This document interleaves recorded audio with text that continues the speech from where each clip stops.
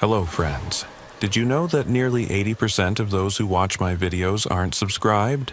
If you enjoy the content, I'd truly appreciate it if you hit that subscribe button. It helps a lot. Also, don't forget to leave a like and share your thoughts in the comments. Your interaction not only supports the channel's growth, but also helps these stories reach more people. Thank you all for being here. By the way, where are you watching from? Let me know in the comments. I have been working as an emergency room nurse at Riverside General Hospital in Portland, Oregon, for 17 years. My name is Prudence. Most people find this name old-fashioned, but I have always thought it was a fitting name for someone who chooses to spend their nights and weekends witnessing people's most vulnerable moments. Over the years, I've seen who comes through the emergency room doors and what I've witnessed. Traffic accidents, heart attacks, overdoses, severe assaults, unimaginable accidents, and every kind of medical crisis that sends people rushing to the hospital day and night. Over time, these cases blend together, becoming ordinary parts of the never-ending cycle of pain and hope in emergency medicine. But there are some patients you never forget. They stay in your mind even after they leave the hospital, causing you to question everything you thought you knew about medicine, psychology, and human nature. The first patient I will never forget arrived about 3 years ago, on a cold Thursday night in October. That evening, the emergency room was strangely quiet, the kind of quiet experience nurses dislike, because we know it won't last. There were only a few people in the waiting room. All had come in with minor complaints. The trauma rooms were all empty. I was in the nurse's station dealing with paperwork when the triage nurse suddenly called on the internal line and said she was bringing someone in directly. The man brought to the emergency room that night appeared to be in his mid-40s. He was wearing what looked like an expensive navy suit, but it was wrinkled as if he hadn't taken it off in days. His hair was salt and pepper colored, neatly trimmed and well-groomed. He seemed like someone who cared about his appearance. Still, what struck me most was not his appearance, but the expression on his face. It carried a shadow of fear mixed with another emotion I couldn't quite name. It was the look of someone who had lost something important, but couldn't remember what it was. "This is Cornelius," said the triage nurse, directing the man to one of the examination rooms. "He says he remembers nothing except his own name." I had encountered cases of memory loss before. They are not as common as they appear on television shows, but they do happen. Most often, it's temporary memory loss following head trauma or dissociative amnesia triggered by severe psychological stress. The protocol is simple: rule out head trauma, perform basic neurological tests, order a CT scan if necessary, and wait for the memory to return on its own. Most of the time, the memory slowly returns within a few hours or a few days. I entered the examination room with my standard professional smile, the one designed to put patients at ease while maintaining appropriate boundaries. Cornelius was sitting on the examination bed, his hands folded in his lap, his posture rigid with tension. Up close, I could see that his suit, while expensive, had small stains on the lapel that looked like dried blood. His shoes were scuffed, and there was dirt under his fingernails that seemed at odds with his otherwise immaculate appearance. "Hello, Cornelius," I said, pulling up the rolling stool. "I'm Prudence, your nurse tonight. Can you tell me what brought you to the emergency room?" He looked at me with those confused eyes, and I noticed they were an unusual color, somewhere between green and gray, like the ocean before a storm. "I don't know," he said, his voice cultured and precise despite his apparent confusion. "I was walking down Morrison Street and suddenly I realized I didn't know where I was going.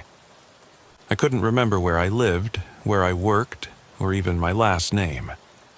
The only thing I know is that my name is Cornelius." "When did this start?" I asked, pulling on gloves to begin my initial examination. I'm not sure. Maybe an hour ago, maybe longer. Time feels strange right now, like it's moving too fast and too slow at the same time. He paused, then added something that made the hair on the back of my neck stand up. I feel like I'm supposed to be somewhere important, doing something crucial, but I can't remember what. I started with the basics, checking his pupils for signs of concussion, looking for any obvious head injuries, testing his reflexes and coordination. Everything appeared normal. His vital signs were slightly elevated, consistent with anxiety, but nothing alarming. There were no signs of drug use or alcohol intoxication. The blood on his lapel wasn't his. I couldn't find any injuries that would explain it. Cornelius, do you have any identification on you? A wallet, phone, anything that might help us figure out who to contact? He shook his head. I checked my pockets in the waiting room. Nothing. It's like I appeared out of nowhere. He said this with a strange half-smile that didn't reach his eyes. Dr. Thaddeus arrived about 20 minutes later.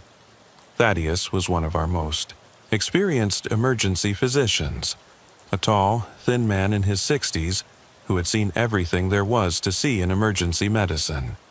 He had a particular interest in psychiatric emergencies and unusual presentations, which made him the perfect physician for this case. "Good evening, Cornelius," Thaddeus said in his distinctive deep voice. "I'm Dr. Thaddeus. Nurse Prudence has filled me in on your situation. Let's see if we can help you figure out what's happening." Thaddeus conducted a thorough neurological examination, testing everything from basic motor functions to complex cognitive processes. Cornelius passed every test perfectly. His memory for general information was intact. He knew the current president could perform mathematical calculations, could name objects and describe their functions. It was only personal information that was missing, as if someone had carefully erased every detail that could identify who he was while leaving everything else untouched. "We're going to run some tests," Thaddeus explained. "Blood work to check for any substances that might affect memory, a CT scan to look for any brain injuries or abnormalities. In the meantime, I'd like you to try to relax. These types of memory issues are usually temporary. As I drew blood for the lab work, I noticed Cornelius watching me with an intensity that was slightly unnerving. "You seem familiar," he said suddenly. "Have we met before?" "I don't think so," I replied, though something about him did seem vaguely familiar, like someone you might have passed on the street or seen in a coffee shop. "Portland's not that big, though. We might have crossed paths." "Maybe," he said, but he continued to stare at me with that intense focus. "Do you ever feel like you're living someone else's life? Like the person you think you are isn't really who you are at all?" It was an odd question, philosophical in a way that seemed out of place in an emergency room. "I think everyone feels that way sometimes," I said carefully. "Identity can be complicated." "No," he said, shaking his head emphatically. "I mean really living someone else's life, wearing their face, using their name, walking in their shoes. What if memory isn't just about forgetting? What if it's about remembering things that aren't really yours to remember?" Before I could respond, Thaddeus returned with a police officer. "Cornelius, this is Officer Bradley. We've asked him to run your fingerprints, see if we can identify you that way. Is that okay?" Cornelius hesitated, then nodded slowly. As the officer took his prints using a mobile scanner, I noticed Cornelius's hands were trembling slightly. The results would take about an hour to come back, so we proceeded with the CT scan while we waited. The radiology tech wheeled Cornelius away, and I took the opportunity to discuss the case with Thaddeus. "What do you think?" I asked. Thaddeus frowned, rubbing his chin thoughtfully. The presentation is unusual. Most amnesia patients have some fragments of memory, some sense of self even if the details are missing. This complete erasure of personal identity while maintaining all other cognitive functions, it's almost too perfect. You think he's faking? I'm not sure. His affect seems genuine, and you can't fake pupil responses and other physiological signs of stress. But something about this case feels off. The blood on his clothes, the complete absence of any identification, the philosophical musings about identity. It's like he's playing a role, even if he doesn't know he's playing it. The CT scan came back normal. No brain injuries, no tumors, no signs of stroke or any other neurological event that would explain the memory loss. The blood work was still processing, but initial results showed no drugs or toxins. Medically speaking, there was no reason for Cornelius to have lost his memory. It was close to midnight when Officer Bradley returned with the fingerprint results, and what he told us made the case even stranger. The prints don't match anyone in our system, he said, looking puzzled. No criminal record, no government employment, no military service, nothing. It's like this guy doesn't exist. But that wasn't the strangest part. However, Bradley continued, we did get a hit on the blood on his clothing. It belongs to a man named Marcus Wellington, reported missing 3 days ago. His family said he left for work Monday morning and never came home. I felt a chill run down my spine. Is Marcus Wellington dead? We don't know. We haven't found a body, but given the amount of blood on your patient's clothes, it's not looking good. Bradley turned to look through the window into Cornelius's room. I'm going to need to ask him some questions. When we returned to the room, Cornelius was sitting up in bed, staring at his hands as if he'd never seen them before. He looked up when we entered, and for just a moment I could have sworn I saw something flash across his face. Not confusion or fear, but something else. Satisfaction, maybe, or anticipation. But it was gone so quickly I couldn't be sure I'd seen anything at all. Cornelius, Officer Bradley said, I need to ask you about the blood on your clothing. Cornelius looked down at the stains on his lapel, touching them gently with one finger. Blood? He said, his voice distant. I didn't notice. Whose blood is it? That's what we're trying to figure out. Do you remember anything about how it got there? Any fragments of memory? Even something that doesn't make sense? Cornelius closed his eyes, his face contorting with apparent effort. There's a room with white walls, the sound of water dripping, someone crying, begging, but I don't know if it's a memory or a dream or something I saw in a movie. It doesn't feel real. Over the next several hours, Cornelius provided fragments of what might have been memories or might have been fabrications. He described a house he couldn't locate, a job he couldn't name, people he couldn't identify. Each detail was vivid but disconnected, like pieces from different puzzles forced together. The more he talked, the more unsettled I became.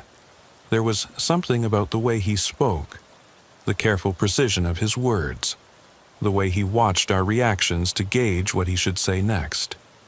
It reminded me of someone, but I couldn't place who. And then, there were the things he knew that he shouldn't know if his amnesia was real.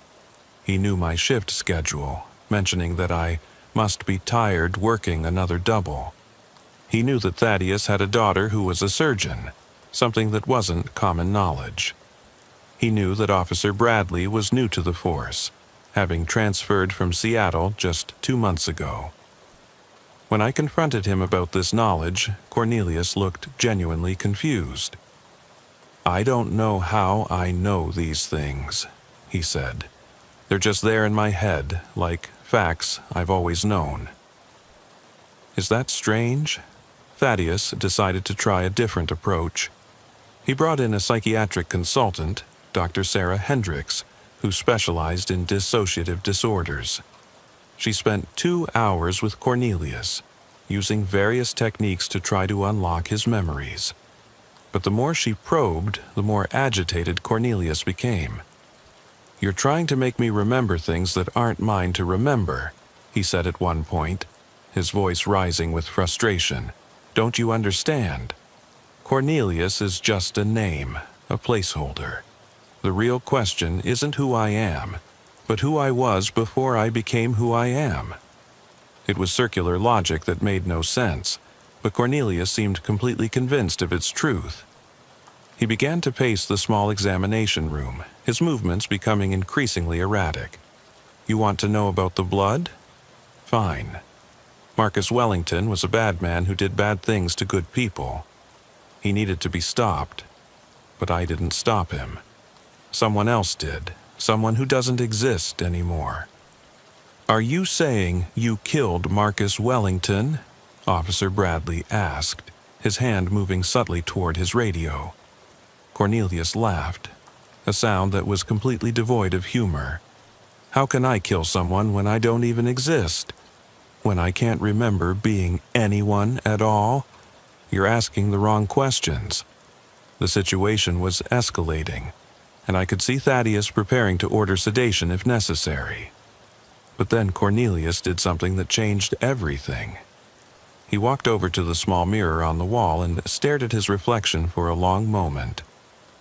Then he turned to me and said, very clearly and calmly, "Prudence, you need to check the basement of 4782 Northeast Hancock Street. You need to go now." "How do you know my name?" Bradley asked, suddenly alert. "We never told you Nurse Prudence's full name." But Cornelius wasn't listening. He was still staring at me with those storm-colored eyes. "The basement," he repeated. "Before it's too late." Officer Bradley made the call, and within an hour, we had our answer. In the basement of the abandoned house on Hancock Street, police found Marcus Wellington. He was alive, but barely, having been held captive for 3 days without food or water. He had been tortured, though he was too traumatized to say by whom. The basement matched Cornelius's description perfectly. White walls, dripping water from a leaky pipe. The exact scene he had described as a fragment of memory. But here's where the story becomes truly inexplicable. Security footage from the area showed Marcus Wellington entering the house on Monday morning, apparently of his own free will. No one else was seen entering or leaving until the police arrived. Marcus himself had no memory of how he got there, or who had hurt him. He didn't recognize Cornelius when shown a photograph. The torture implements found in the basement had no fingerprints, no DNA evidence, nothing to connect them to anyone. Cornelius, meanwhile, had begun to change. As the night wore on, his personality seemed to shift and fracture. Sometimes he was the confused amnesiac we'd first met. Sometimes he was cold and calculating, describing in clinical detail medical procedures he shouldn't know. Sometimes he was childlike, crying and asking for his mother.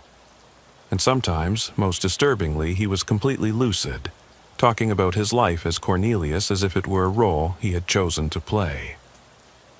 "You want to know the truth," he said to me during one of his lucid moments, just as the sun was beginning to rise. "The truth is that memory is just a story we tell ourselves about who we are. Change the story, change the person. Erase the story, erase the person. But what happens when someone else starts writing your story? What happens when the memories in your head belong to someone who never existed?" I was exhausted by this point, having been on duty for nearly 20 hours. But something about what he said resonated with a deep unease I'd been feeling all night. "Cornelius," I said carefully, "are you saying someone implanted false memories in your mind?" He smiled, that same strange half-smile from when he'd first arrived. I'm saying that Cornelius walked into this hospital tonight, and Cornelius will walk out. But the man who was here before Cornelius, he's gone, erased, overwritten, like deleting a file and saving a new one with the same name. That's not possible, Thaddeus interjected. Memory doesn't work that way. You can't just erase a personality and install a new one. Can't you? Cornelius asked. How would you know? If it was done perfectly, if every trace of the original was removed and replaced, how would anyone ever know? The body remains the same, the brain remains the same, but the person is just information, and information can be edited. The blood work finally came back with one unusual finding: traces of an experimental compound that wasn't in any standard database. Thaddeus had to call a friend at the CDC to identify it. It was a psychoactive substance being researched for treating severe PTSD, designed to help patients dissociate from traumatic memories.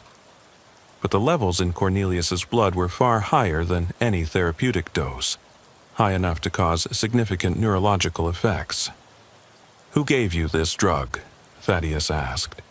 This isn't something you can get on the street. This is cutting-edge pharmaceutical research. Cornelius shook his head. I don't remember taking anything. But then again, I don't remember anything, do I? Maybe someone wanted me to forget. Or maybe someone wanted Cornelius to exist. The police wanted to hold him for questioning about Marcus Wellington, but they had no evidence connecting him to the crime beyond the blood on his clothes and his knowledge of the location. Marcus himself couldn't identify his attacker, and there was no physical evidence linking Cornelius to the scene.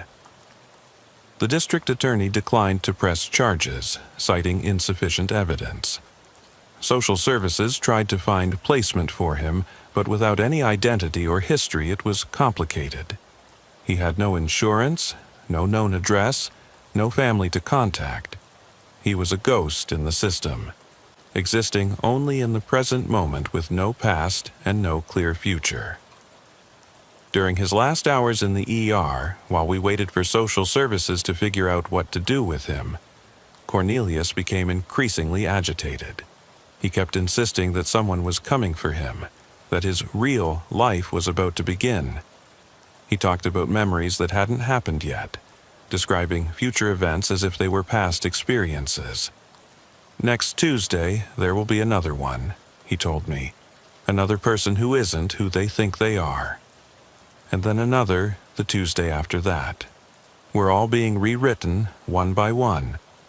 The question is, are we being saved or replaced? I tried to get more information from him, but his responses became increasingly incoherent. He started mixing up pronouns, referring to himself as we and they, talking about Cornelius in the third person as if observing himself from the outside. It was like watching someone's sense of self dissolve in real time.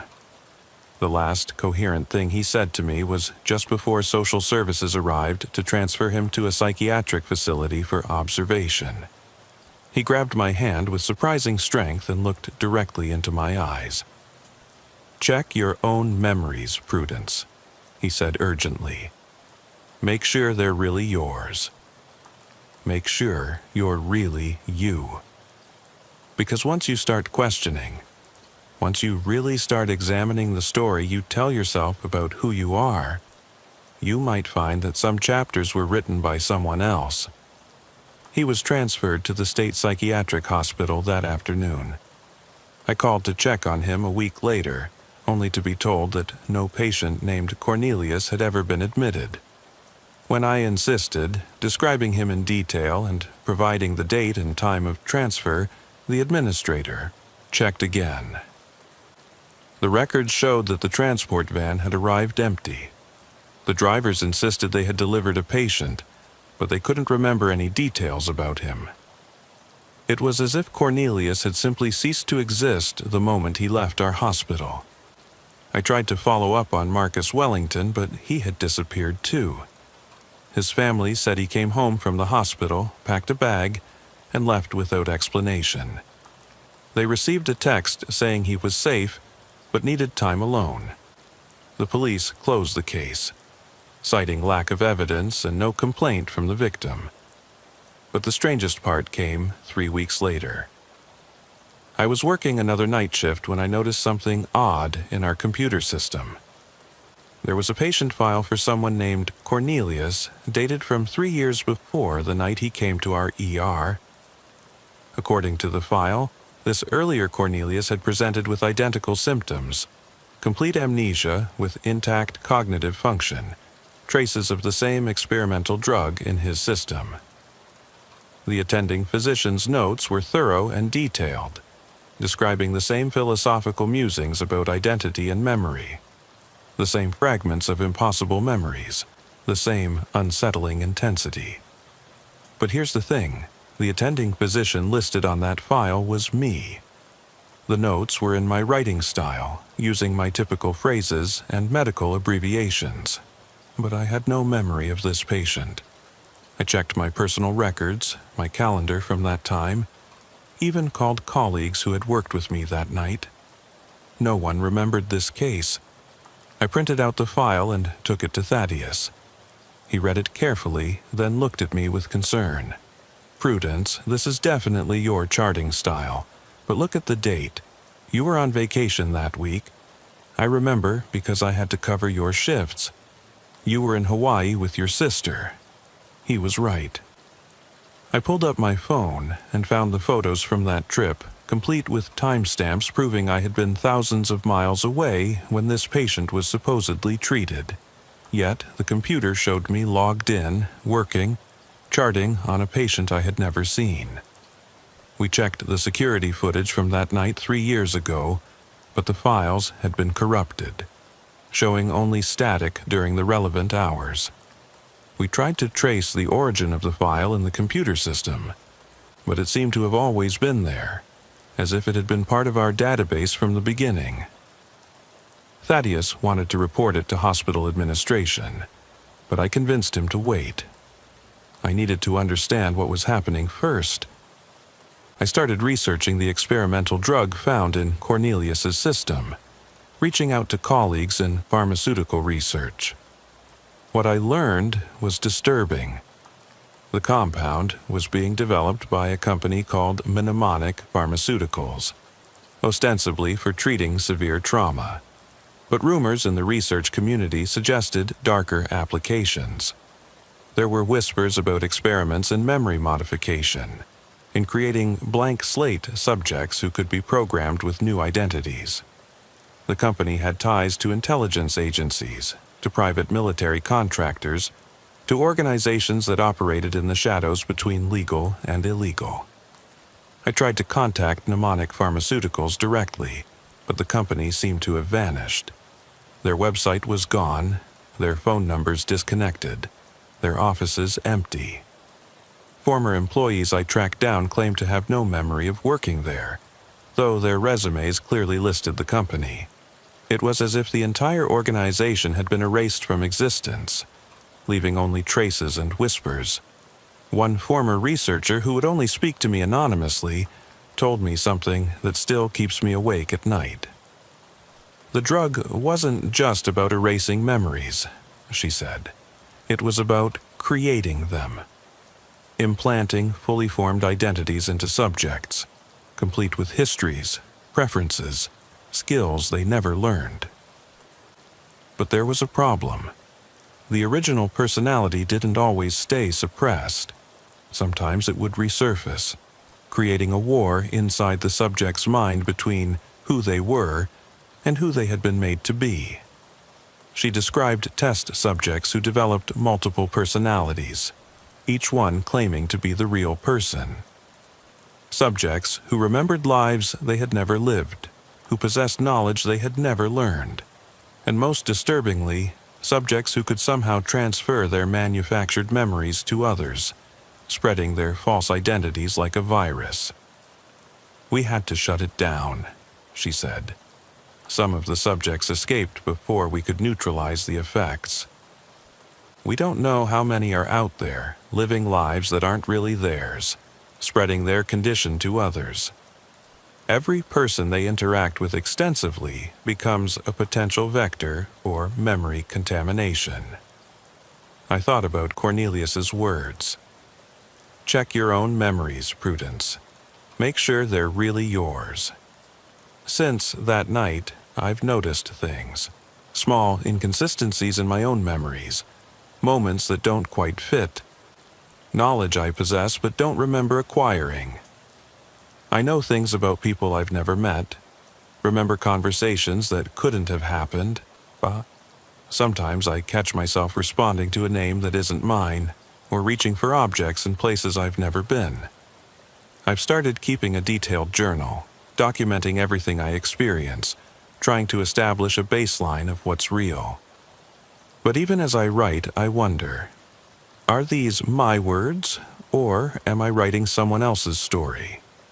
Am I Prudence, the ER nurse who encountered a strange patient named Cornelius? Or am I someone else, programmed to believe I'm Prudence, living out a narrative that was written for me? The other nurses have noticed changes in me. They say I sometimes speak in a different voice, use medical terminology I shouldn't know, reference cases I never worked on. There are hours I can't account for, shifts I don't remember working, patients I've apparently treated but have no memory of. Last week, I found a note in my own handwriting that I don't remember writing. The original, Prudence, is gone. I am the replacement. But who will replace me? I've considered seeking psychiatric help, but I'm afraid of what they might find, or worse, I'm afraid they might be part of it, whoever they are. The researchers, the company, the shadowy organizations that turned memory into a weapon and identity into a commodity. Thaddeus has been watching me with increasing concern. Yesterday, he pulled me aside and said, "Prudence, you're not yourself lately. Maybe you should take some time off." But the way he said it, the emphasis on yourself, made me wonder if he knows something. Or maybe he's been affected too. Maybe none of us are who we think we are anymore. I still work in the ER, still treat patients, still go through the motions of being Prudence. But every new patient who comes in with confusion, with memory problems, with questions about identity, makes me wonder if they're another Cornelius. Another person caught between who they were and who they've been made to be. Sometimes, late at night during quiet shifts, I stand in front of the same mirror where Cornelius stared at his reflection, and I ask myself the question he posed. What happens when someone else starts writing your story? I study my face, looking for signs that it's really mine, that the thoughts behind it originate from my own brain rather than from someone else's design. 3 months ago, a woman came into the ER with amnesia. She knew only her first name, Prudence. She had my face, my voice, my medical knowledge. But she insisted she had never been a nurse, had never worked in a hospital. When I showed her a mirror, she screamed and said, "That's not me. That's someone else wearing my face."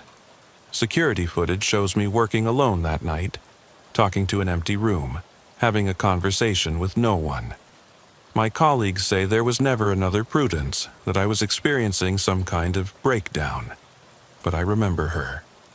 I remember the terror in her eyes that were exactly like mine, as she realized that one of us wasn't real. She disappeared from the hospital the same way Cornelius did, leaving no trace except in my memory. Or maybe she never existed at all. Maybe she was a glitch in my programming, a glimpse of the original Prudence trying to reclaim her life. Or maybe I'm the glitch, and somewhere out there the real Prudence is living her life, unaware that a copy exists. The search for Cornelius led nowhere. Every lead ended in confusion, corrupted data, or people with suspicious gaps in their memories. But last month I received an anonymous package at my apartment. Inside was a single photograph.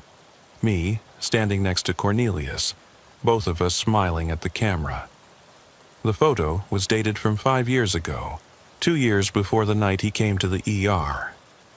I have no memory of taking this photo, no memory of knowing Cornelius before that night. On the back of the photo, someone had written, "Remember who you really are." But that's the problem. I don't know who I really am anymore. Am I Prudence, the ER nurse with 17 years of experience? Am I someone else living under an assumed identity? Am I a test subject who escaped from an experiment I don't remember? Or am I something else entirely? Something that never existed until someone decided I should. All I know is that Cornelius was right about one thing. Once you start questioning your memories, once you really examine the story you tell yourself about who you are, you can never be certain of anything again. Every memory becomes suspect, every relationship questionable, every aspect of your identity potentially false. I continue to work, continue to treat patients, continue to live as Prudence, but I also continue to investigate, to search for answers about mnemonic pharmaceuticals, about the experimental drug, about the people who may or may not be who they claim to be. I've found others like me, medical professionals with unexplained knowledge, missing time, and memories that don't quite fit. We meet in secret, compare notes, try to piece together what's happening to us. Some believe we're victims of a government experiment gone wrong. Others think we're soldiers in a war we don't remember signing up for. Sleeper agents waiting for activation.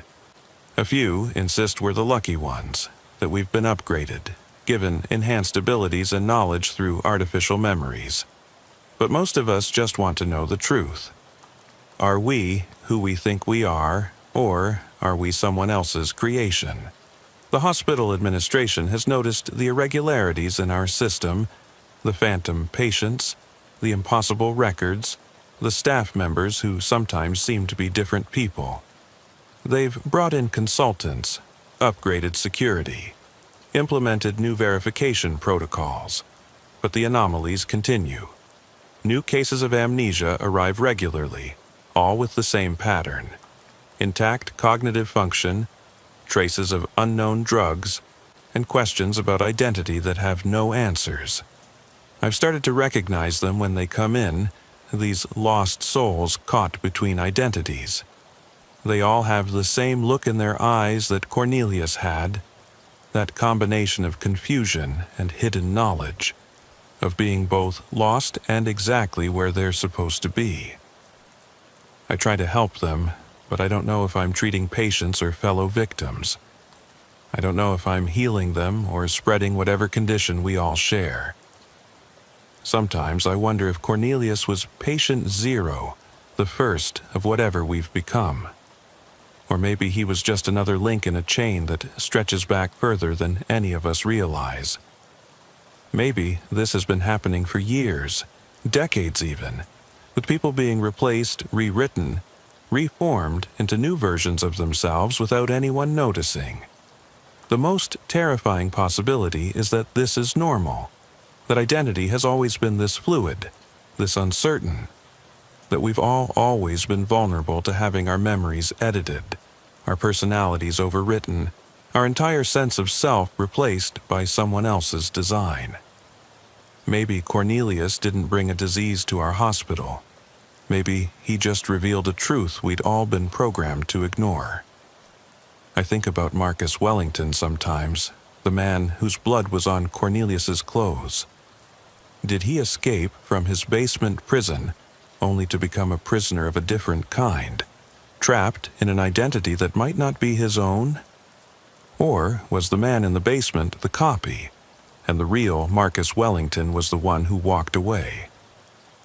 These are the questions that haunt me during long shifts, that follow me home to my apartment where I live alone, because I can't trust anyone enough to let them close. Every relationship feels like a potential trap. Every intimate moment a possible invasion of my already compromised identity. How can you love someone when you're not sure who you are? How can you trust someone else when you can't trust your own memories? I've considered leaving, disappearing like Cornelius did, starting fresh somewhere with a new name and a new life. But would that be escaping or just accepting the program? Would I be reclaiming my identity or just exchanging one false self for another? So I stay, I work, I investigate, and I wait. I wait for Cornelius to return, though I'm not sure I'd recognize him if he did. He could be anyone now, wearing any face, living any life. He could be one of my colleagues, one of my patients, even someone I pass on the street without knowing. Or he could be me, and I wouldn't even know it. The emergency room is the perfect place for someone in my condition. It's a liminal space where people come in crisis, where identities are reduced to symptoms and treatments, where the only thing that matters is the immediate present. Here, I can function without a past, without certainty about who I am. Here, I am simply Prudence, the nurse, treating patients who may or may not be who they claim to be. But late at night, when the ER is quiet and I'm alone with my thoughts, I remember Cornelius's words about memory being just a story we tell ourselves. I think about all the stories I tell myself about my childhood, my training, my years of experience. Are they my stories, or were they written for me? Am I the author of my own life, or just a character in someone else's narrative? The truth is, I may never know.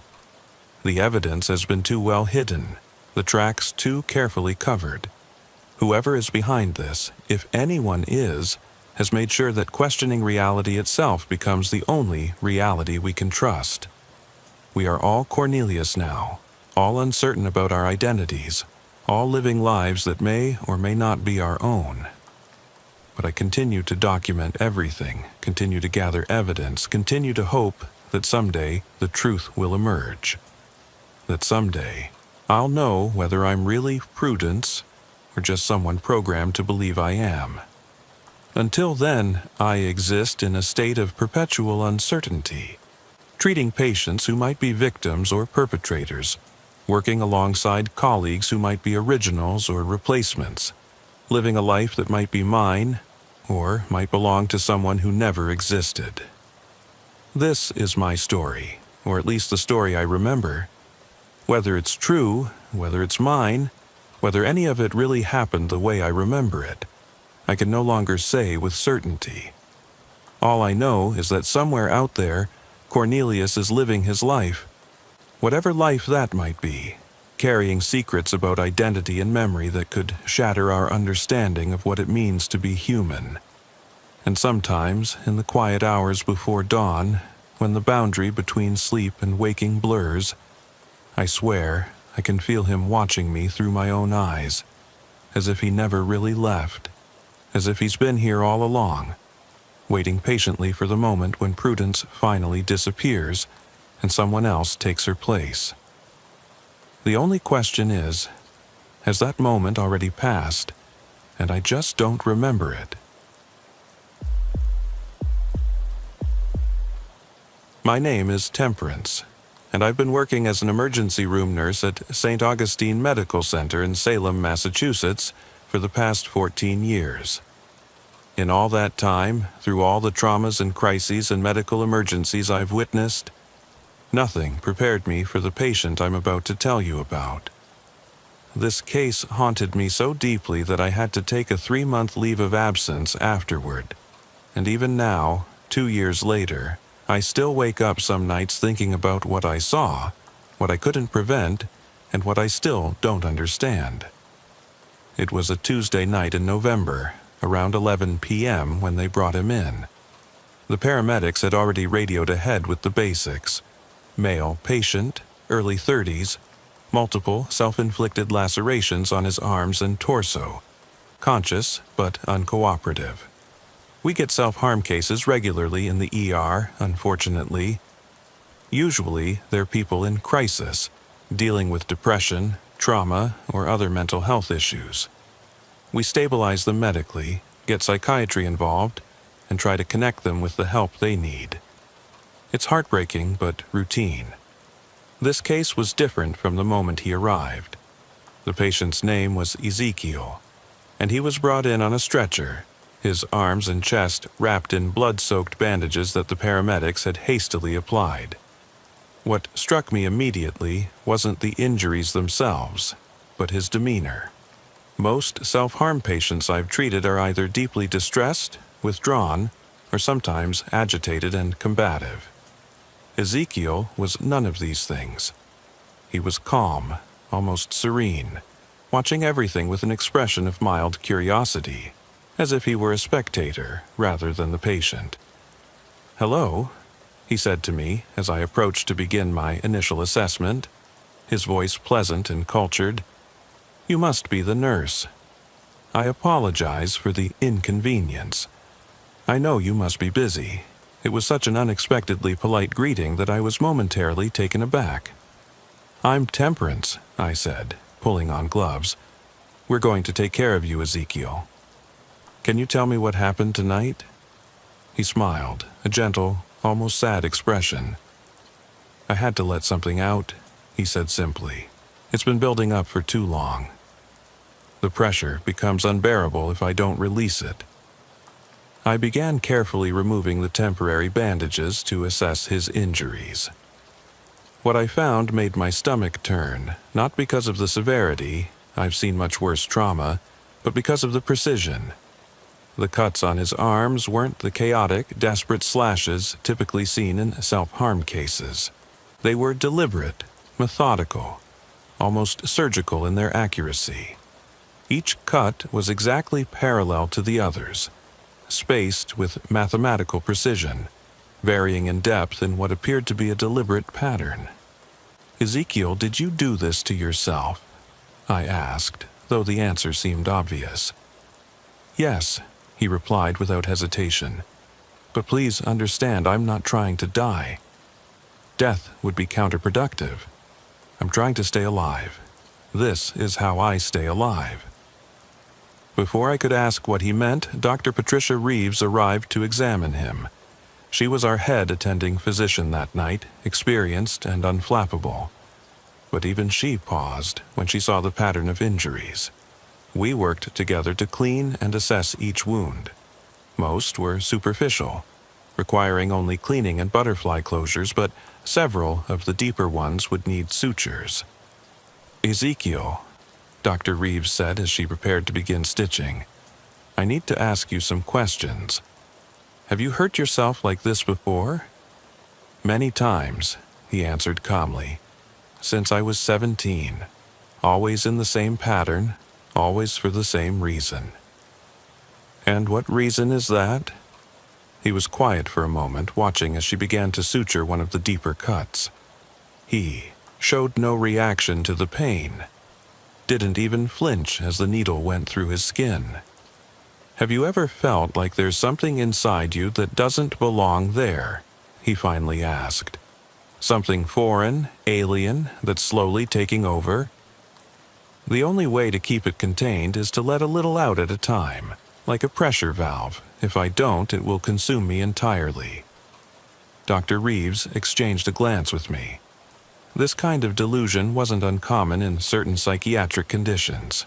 "Ezekiel, have you been diagnosed with any mental health conditions? Are you taking any medications?" "I've been to 13 psychiatrists over the years," he said with a slight laugh. "They've diagnosed me with everything from schizophrenia to delusional disorder to body dysmorphic disorder. I've been on every antipsychotic, mood stabilizer, and antidepressant you can name. None of them worked because none of them understood the actual problem." "And what is the actual problem?" I asked, genuinely curious despite my professional skepticism. He looked directly at me then, and I noticed his eyes were an unusual amber color, almost golden in the harsh hospital lighting. "The problem is that I'm infected with something that medicine doesn't recognize. Something that grows stronger every day that feeds on my body and mind from the inside. the only way to weaken it is to release it through blood. Every cut is a calculated evacuation, a strategic bloodletting to maintain the balance. We continued treating his wounds, and I noticed something odd. Despite the amount of blood loss suggested by his bandages and clothes, his vital signs were surprisingly stable. His blood pressure was normal, his pulse steady. When we drew blood for testing, it seemed unusually dark, almost black in the collection tubes, though the lab results came back normal. As per protocol with self-harm cases, we called for a psychiatric consultation. While we waited, security was posted outside his room, standard procedure to ensure patient safety. The security guard that night was Bartholomew, a gentle giant of a man who'd been with the hospital for 20 years. He was usually assigned to the ER because of his calming presence and ability to de-escalate tense situations. "Keep an eye on him, Bartholomew," Dr. Reeves instructed. "He seems calm now, but that can change quickly with psychiatric patients." About an hour after we'd finished suturing his wounds, I was at the nurse's station catching up on charts when Bartholomew called out, "Nurse Temperance, you need to see this." I rushed to Ezekiel's room to find him sitting up in bed, calmly and methodically removing his sutures with his fingernails. Blood was running down his arms, but his expression remained serene, focused. He wasn't doing it frantically or violently. Each movement was deliberate, careful, as if he were performing a necessary task. "Ezekiel, stop!" I rushed to him, grabbing his hands. "What are you doing?" "I'm sorry," he said, not resisting as I held his wrists. "But you closed them too soon. There's still more that needs to come out. Can't you feel it? The room is getting heavier. The air is thickening. If I don't let more out, something terrible will happen." We had to restrain him then, using soft restraints to prevent him from further injuring himself. I hated doing it. Restraints should always be a last resort. But we had no choice. We resutured his wounds, this time with him restrained, and added additional psychiatric medications to his treatment plan. The psychiatrist, Dr. Jennifer Holbrook, arrived around 2 a.m. She spent an hour with Ezekiel, evaluating his mental state. When she emerged, she looked troubled. "He's displaying symptoms consistent with several conditions," she told us, "but there's something unusual about his presentation. His delusions are remarkably consistent and detailed. He's created an entire internal mythology about this infection he believes he has. He can describe it in vivid detail, how it feels, how it moves through his body, how the bloodletting weakens it." "So, what's the diagnosis?" Dr. Reeves asked. "Provisionally, I'm diagnosing delusional disorder with somatic type, but I want to keep him for extended observation. There's something about his case that doesn't quite fit the typical pattern. He's too organized, too methodical. Most patients with these types of delusions show other signs of disorganized thinking, but Ezekiel is remarkably coherent except for this specific, fixed belief." Around 4 a.m., things took a disturbing turn. I was checking on Ezekiel, adjusting his IV when he suddenly spoke. "It's happening," he said, his voice tight with fear. "I couldn't release enough. It's growing stronger. You need to leave the room, now." "Ezekiel, you're safe." Nothing is going to happen. That's when I noticed it. The skin on his arms, where we had sutured the wounds, was moving. Not the normal movement of muscle and tissue, but something underneath, rippling like water, creating small waves under his skin. It was subtle at first, so subtle I thought I was imagining it. But then the movement became more pronounced, more deliberate. "What is that?" I whispered, unable to hide my shock. "I told you," Ezekiel said, tears now streaming down his face. "I tried to warn you. When I don't let enough out, it gets stronger. It starts to take control." I called for Dr. Reeves immediately. By the time she arrived, the movement under Ezekiel's skin had spread to his chest and neck. It looked like something was crawling beneath his skin, creating ridges and valleys that shifted and moved with purpose. Dr. Reeves examined him, her face growing increasingly concerned. "This could be fasciculation," she said, though she didn't sound convinced. "Involuntary muscle contractions. We need to run more tests, CT scan, MRI, comprehensive blood panels." But before we could move him for testing, Ezekiel's existing wounds, the ones we had just resutured, began to open on their own. Not tearing or ripping, but opening cleanly, as if the sutures were dissolving. Blood began to flow from them, but it wasn't normal blood. It was thick, viscous, and had an iridescent quality that made it seem to shimmer under the fluorescent lights. Bartholomew, who had been standing guard, took a step back. "That ain't natural," he said, his usual calm demeanor shaken. "I've seen a lot in 20 years, but that ain't natural." We tried to control the bleeding, but our efforts seemed futile. The blood wouldn't clot normally, and fresh wounds kept appearing on Ezekiel's body without any external cause.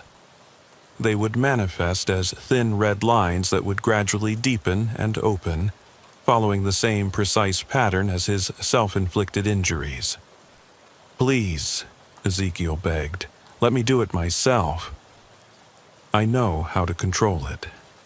I know the right places, the right depths. If it happens on its own, people get hurt." "What do you mean, people get hurt?" Dr. Reeves asked. "It's happened before. When I was in the psychiatric hospital in Hartford, they wouldn't let me manage it, and it found another way out. 3 staff members ended up in the ICU with unexplained hemorrhages. The official report blamed a contaminated batch of heparin, but I knew the truth. It had jumped to them, looking for a way out. We all exchanged glances. This was clearly part of his delusion, but the movement under his skin and the spontaneous wounds were undeniably real. Dr. Reeves made the decision to sedate him, hoping that would calm whatever physiological process was occurring. The sedation worked initially. Ezekiel fell into a deep sleep, and the movement under his skin subsided. The spontaneous bleeding stopped. We took the opportunity to run every test we could think of. The results were baffling.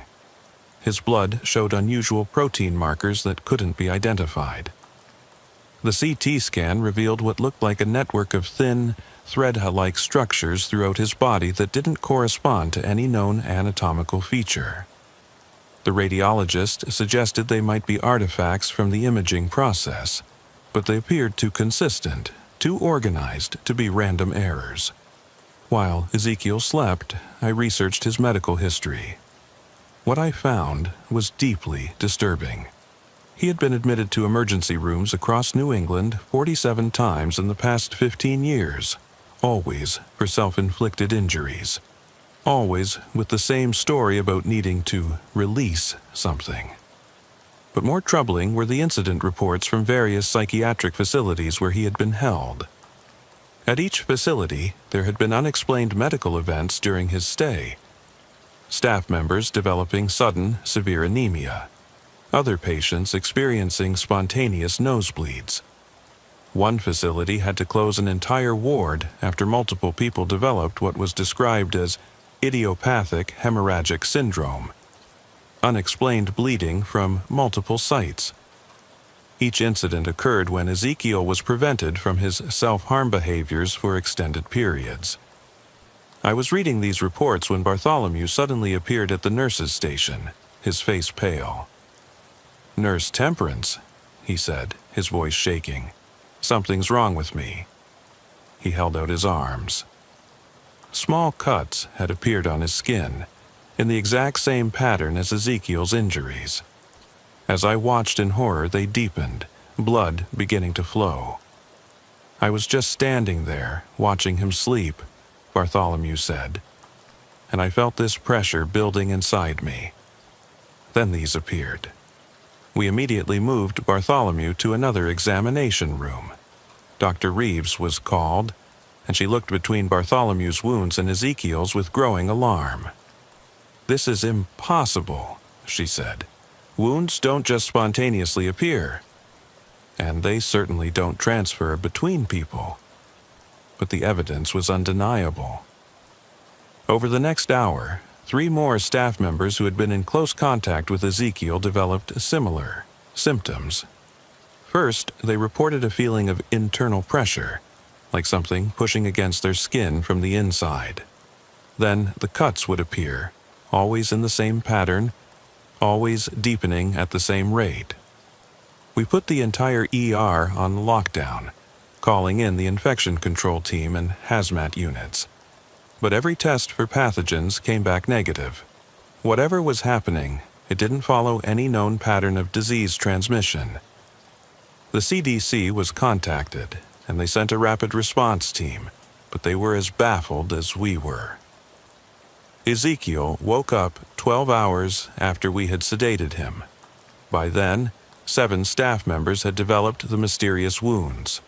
He looked around at the chaos, the hazmat suits, the CDC personnel, the frightened faces, and simply said, "I tried to warn you. It needs a way out. If you don't give it one, it makes its own." The CDC team interviewed him extensively. He was cooperative, even helpful, explaining his condition in detail. According to Ezekiel, he had been infected with something during a trip to Eastern Europe when he was 17. Not a disease in the conventional sense, but something older, something that existed in the spaces between what medicine understood. "It feeds on life force," he explained to the lead CDC investigator. "It grows by consuming its host from within. The only way to slow it down is to release it regularly through bloodletting. But if you prevent that release, it builds up pressure and finds other ways out, including jumping to nearby hosts." It sounded insane, like something out of a horror movie. But we had 7 staff members with unexplained wounds that perfectly matched Ezekiel's, and no medical explanation for what was happening. The CDC team made a controversial decision. They allowed Ezekiel to perform his treatment on himself under medical supervision. Using a sterile scalpel, he made precise incisions on his arms, following the same pattern we had seen before. As the blood flowed, that strange, iridescent blood, something remarkable happened. The wounds on the affected staff members began to heal spontaneously. Within an hour, they had completely closed, leaving only faint scars. "It's returning to its primary host," Ezekiel explained.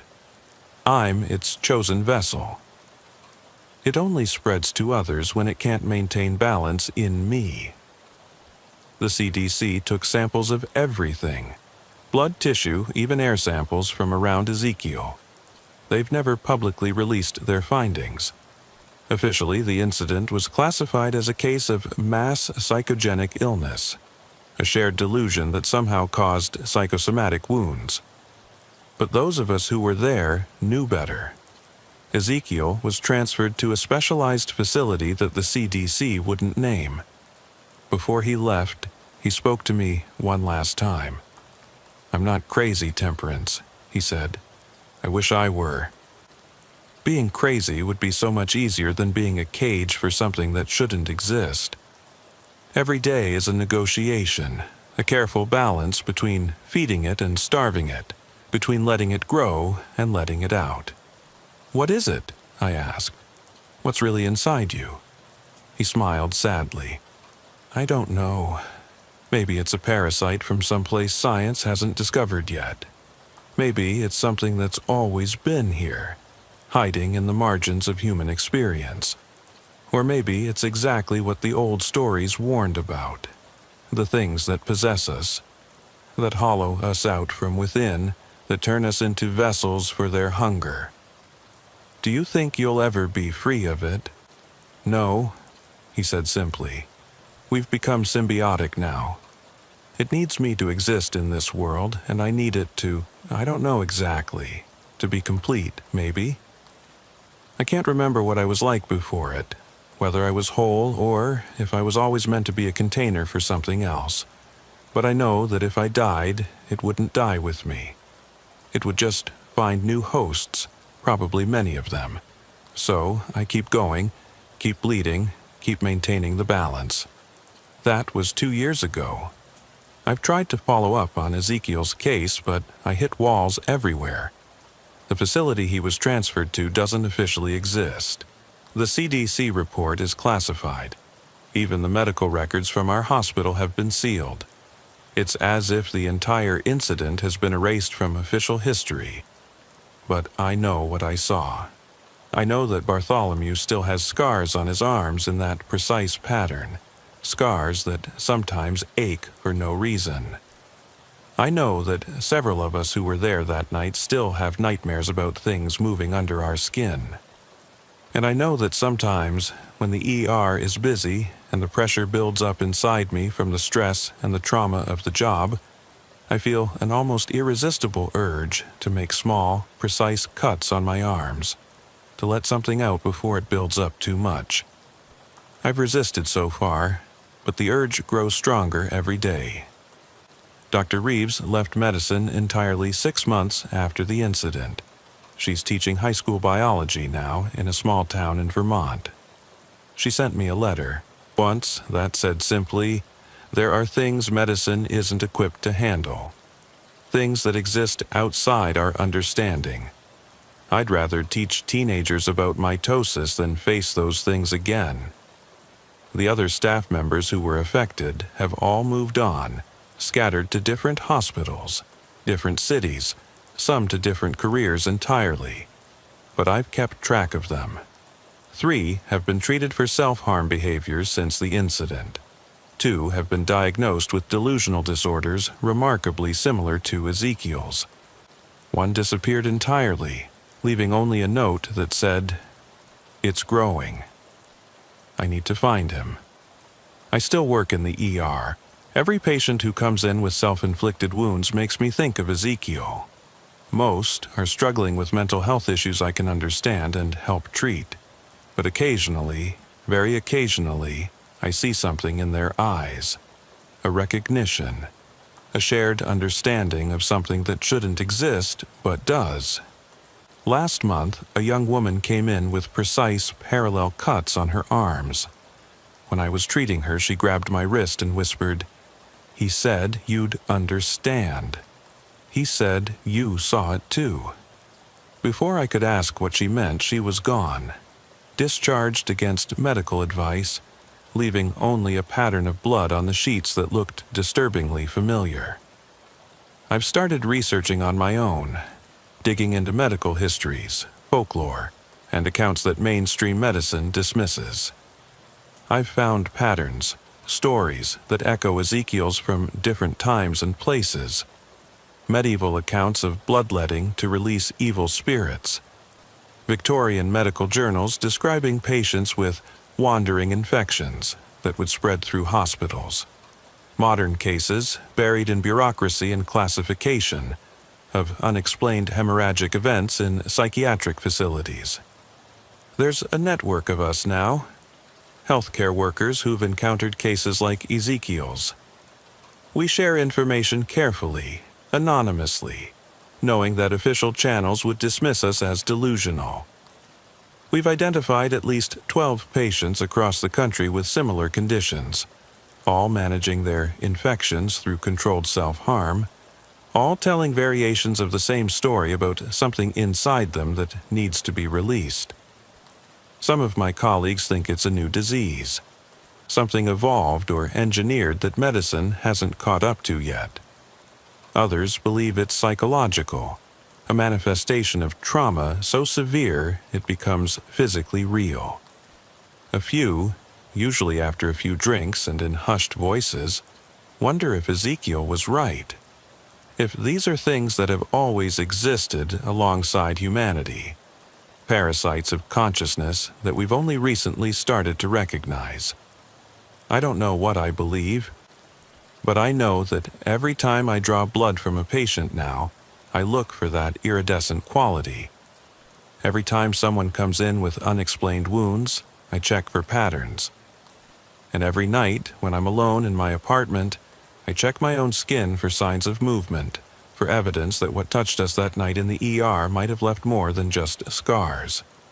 Ezekiel sent me a letter once, forwarded through so many intermediaries I have no idea where he actually is. It contained just one line. The balance is harder to maintain when you're alone. Find others who understand, or it will find you. I've kept that letter.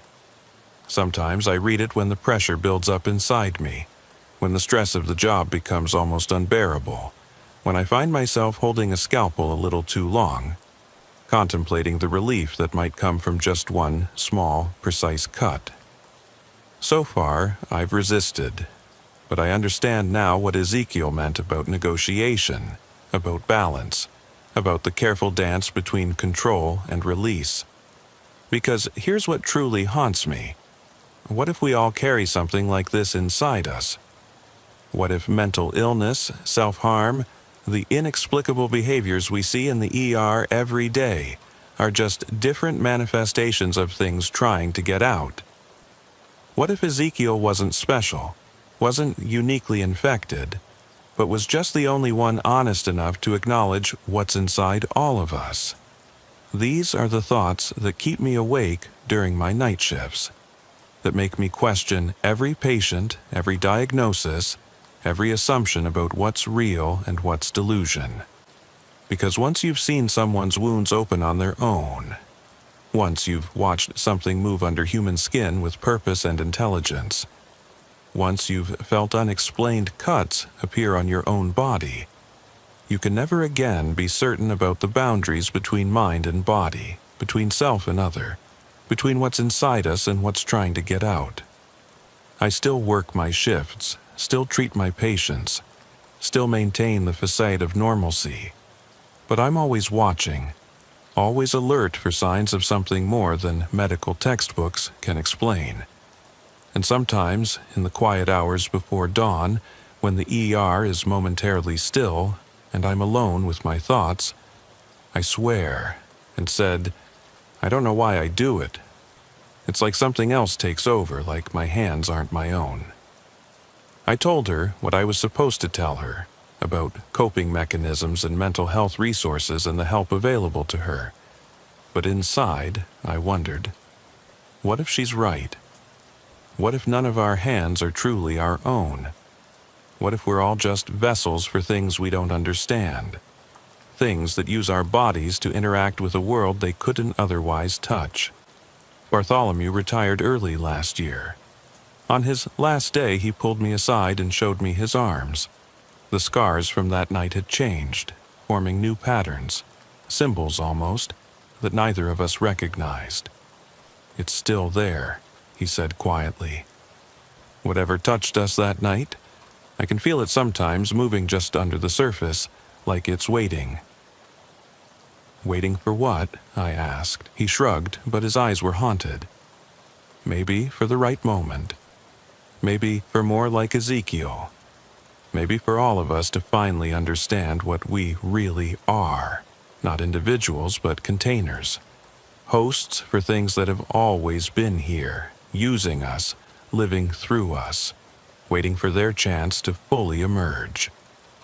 That's the thought I can't shake. The possibility that keeps me vigilant and terrified in equal measure.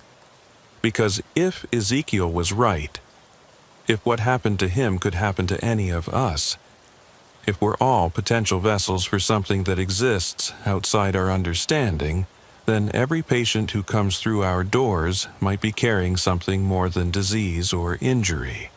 They might be carrying proof that everything we think we know about human bodies, about consciousness, about the nature of self, is incomplete at best and dangerously wrong at worst.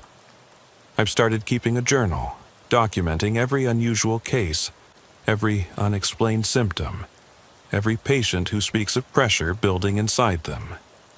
Maybe I'm becoming paranoid, seeing patterns where none exist. Or maybe I'm finally seeing what was always there, hidden in plain sight among the routine traumas, and treatable conditions. Sometimes I dream about Ezekiel, about the thing moving under his skin, about the blood that seemed to shimmer with its own light. In these dreams, he tells me it's spreading, that what started with him is now in dozens, hundreds, maybe thousands of people. That soon, everyone will understand what it means to be a container for something else's existence. I wake from these dreams with my arms aching, with thin red lines on my skin that fade by morning. I tell myself they're psychosomatic, that I'm scratching myself in my sleep. But deep down, I know better. Deep down, I know that what touched us that night in the ER left its mark, and that mark is spreading, slowly but inevitably, like ink through water, like infection through blood, like something ancient and patient finally finding its way into the modern world. The emergency room is different now. Every shift brings the possibility of another Ezekiel, another reminder that human bodies are more mysterious and terrifying than any medical textbook admits. We treat what we can see, what we can understand, what fits into our neat diagnostic categories. But underneath it all, in the spaces between what we know and what we fear, something else is moving, growing, waiting for its moment to emerge. And sometimes when I'm suturing a wound or drawing blood, or simply standing in the fluorescent brightness of the ER, I feel it inside me too. That presence, that pressure, that thing that Ezekiel carried and that touched all of us who tried to treat him. It's patient, whatever it is. It can wait years, decades maybe, for the right moment to fully manifest. But I know, with a certainty that chills me to my core, that one day I'll be the patient, not the nurse. One day, I'll be the one with precise, parallel cuts on my arms, trying to explain to skeptical medical staff that I'm not trying to hurt myself, I'm trying to save everyone else. One day, the thing that Ezekiel carried, that touched us all that night, will demand its release. And when that day comes, I can only hope that someone believes me, that someone understands what I've learned, that some patients aren't sick in any way medicine recognizes. They're carrying something else, something that uses our bodies as doors between worlds, something that requires blood as payment for keeping those doors only partially open. Until then, I work my shifts. I treat my patients, I maintain the balance, and I watch for signs of Ezekiel's legacy spreading through the medical system. One mysterious case at a time, one unexplained wound at a time, one drop of iridescent blood at a time. Because in the end, that's all any of us can do.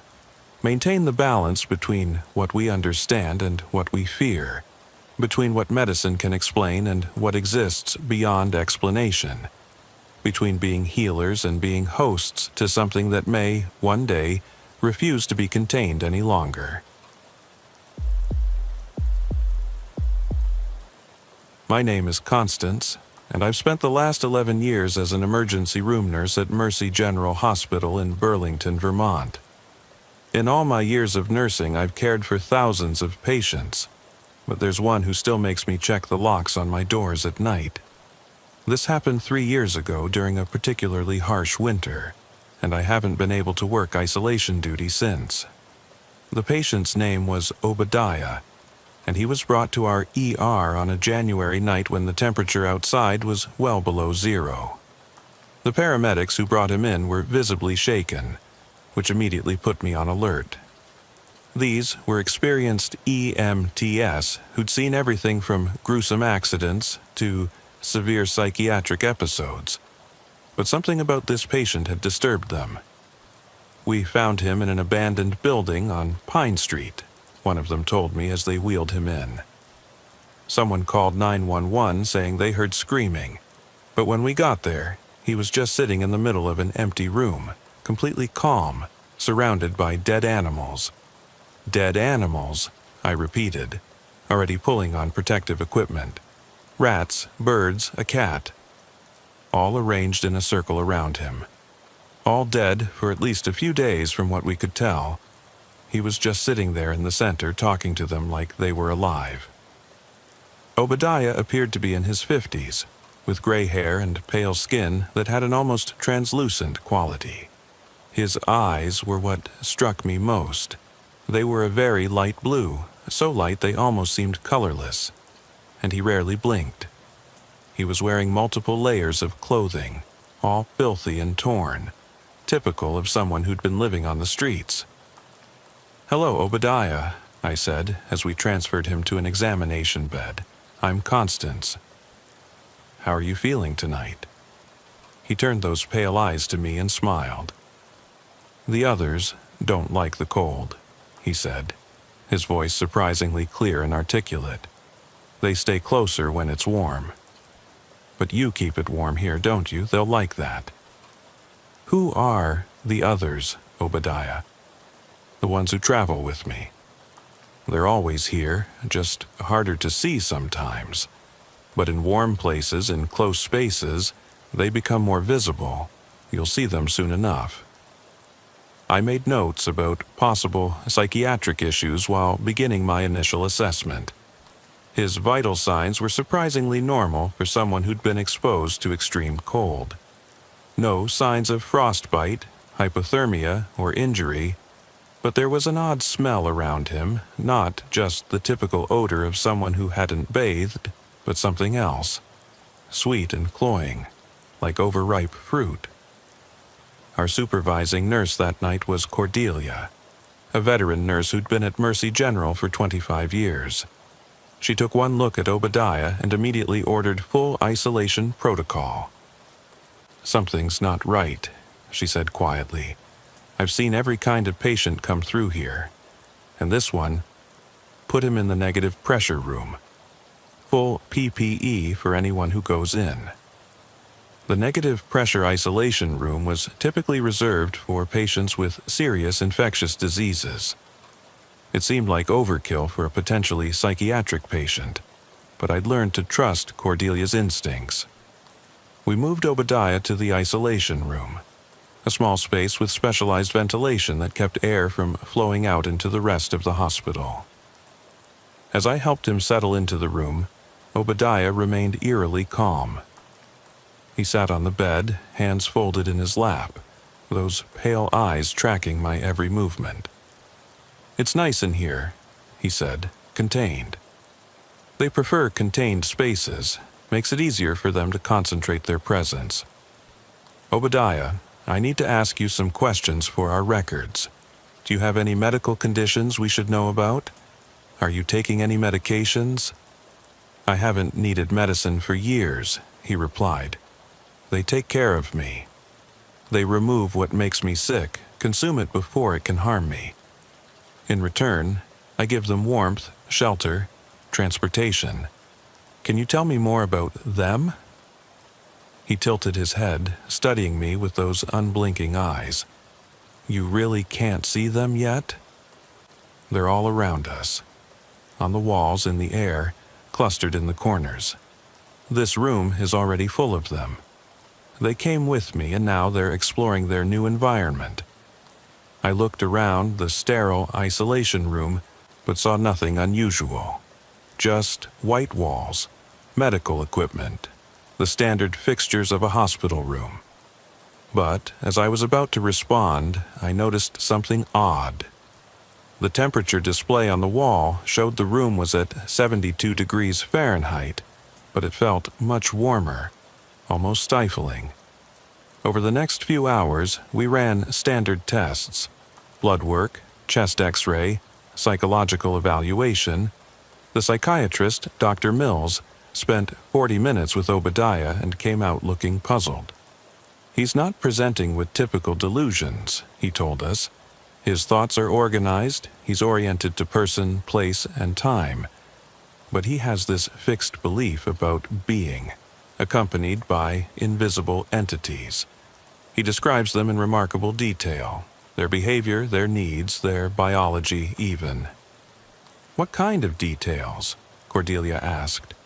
"He says they're microscopic individually but can cluster together to become visible. That they feed on biological decay and negative energy. that they've been symbiotic with humans for thousands of years, but only certain people can host them successfully. It's elaborate and consistent, more like someone describing actual observations than delusions. The blood work came back with abnormalities that had the lab calling to confirm they'd run the tests correctly. Obadiah's white blood cell count was extremely high, but not in a pattern consistent with any known infection or disease. More disturbing, the lab tech said that when they'd examined his blood under a microscope, they'd seen unusual movement. Not just the normal movement of blood cells, but something else. Something they couldn't identify. It was around 2 a.m. when things started to get strange. I was doing hourly checks on Obadiah, entering the isolation room in full PPE as Cordelia had ordered. The room was even warmer than before, and there was a humidity to the air that shouldn't have been possible with the hospital's ventilation system. Obadiah was sitting exactly as I'd left him an hour earlier, hands folded, staring at the wall. But the wall he was staring at had changed. There were small dark spots on it, like mold or mildew, spreading in a pattern that seemed almost deliberate. "What is that?" I asked, moving closer to examine the spots. "They're making themselves comfortable," Obadiah said calmly. "They always mark their territory first. It helps them establish boundaries, understand the space. Don't worry, they won't harm the building. They're very considerate guests." I called maintenance immediately. The spots shouldn't have been possible. The isolation room was cleaned with industrial disinfectants between every patient. But when maintenance arrived and tried to clean the spots, they couldn't be removed. They weren't on the surface of the wall but seemed to be underneath the paint, as if growing from within. Cordelia came to see for herself. She stood in the doorway of the isolation room, studying the patterns on the wall. "In 25 years, I've never seen anything like this," she said.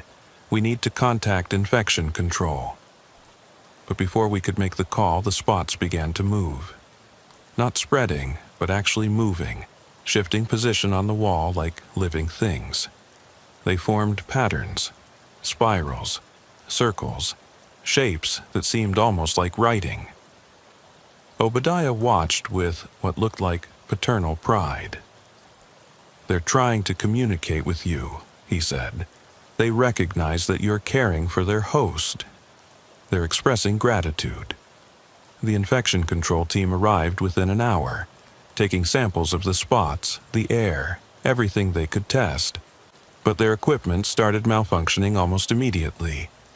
Digital thermometers gave impossible readings. Air quality monitors showed the presence of particles that didn't match any known substances. One team member's protective suit developed tears that appeared spontaneously, as if something had eaten through the material.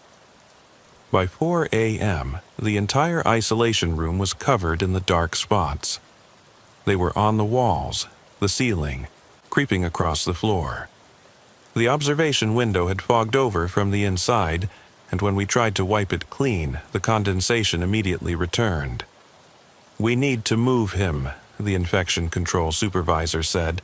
"This room is compromised." But when we tried to enter the room to transfer Obadiah, we found the door wouldn't open properly. It would open a few inches, then meet resistance, as if something was pushing back from inside.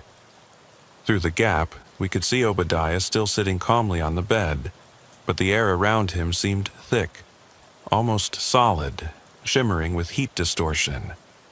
"Let them adjust," Obadiah called out. "They're not used to being disturbed. Give them a moment to recognize you mean no harm."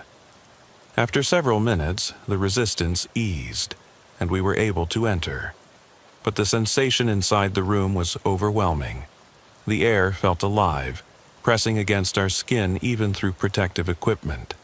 There was a sound, too, not quite audible, more like a vibration you could feel in your bones, a constant humming that made it hard to think clearly. We managed to transfer Obadiah to a different isolation room, but within hours the same phenomena began occurring there. The spots appeared faster this time, spreading across the surfaces like accelerated footage of bacterial growth.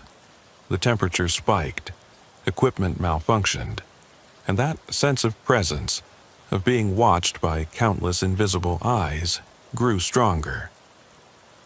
Cordelia pulled me aside during my break. "Constance, I've seen things in this hospital that don't have easy explanations, but this is different. Whatever's happening with that patient, it's beyond medical. We need to consider that he might be telling the truth."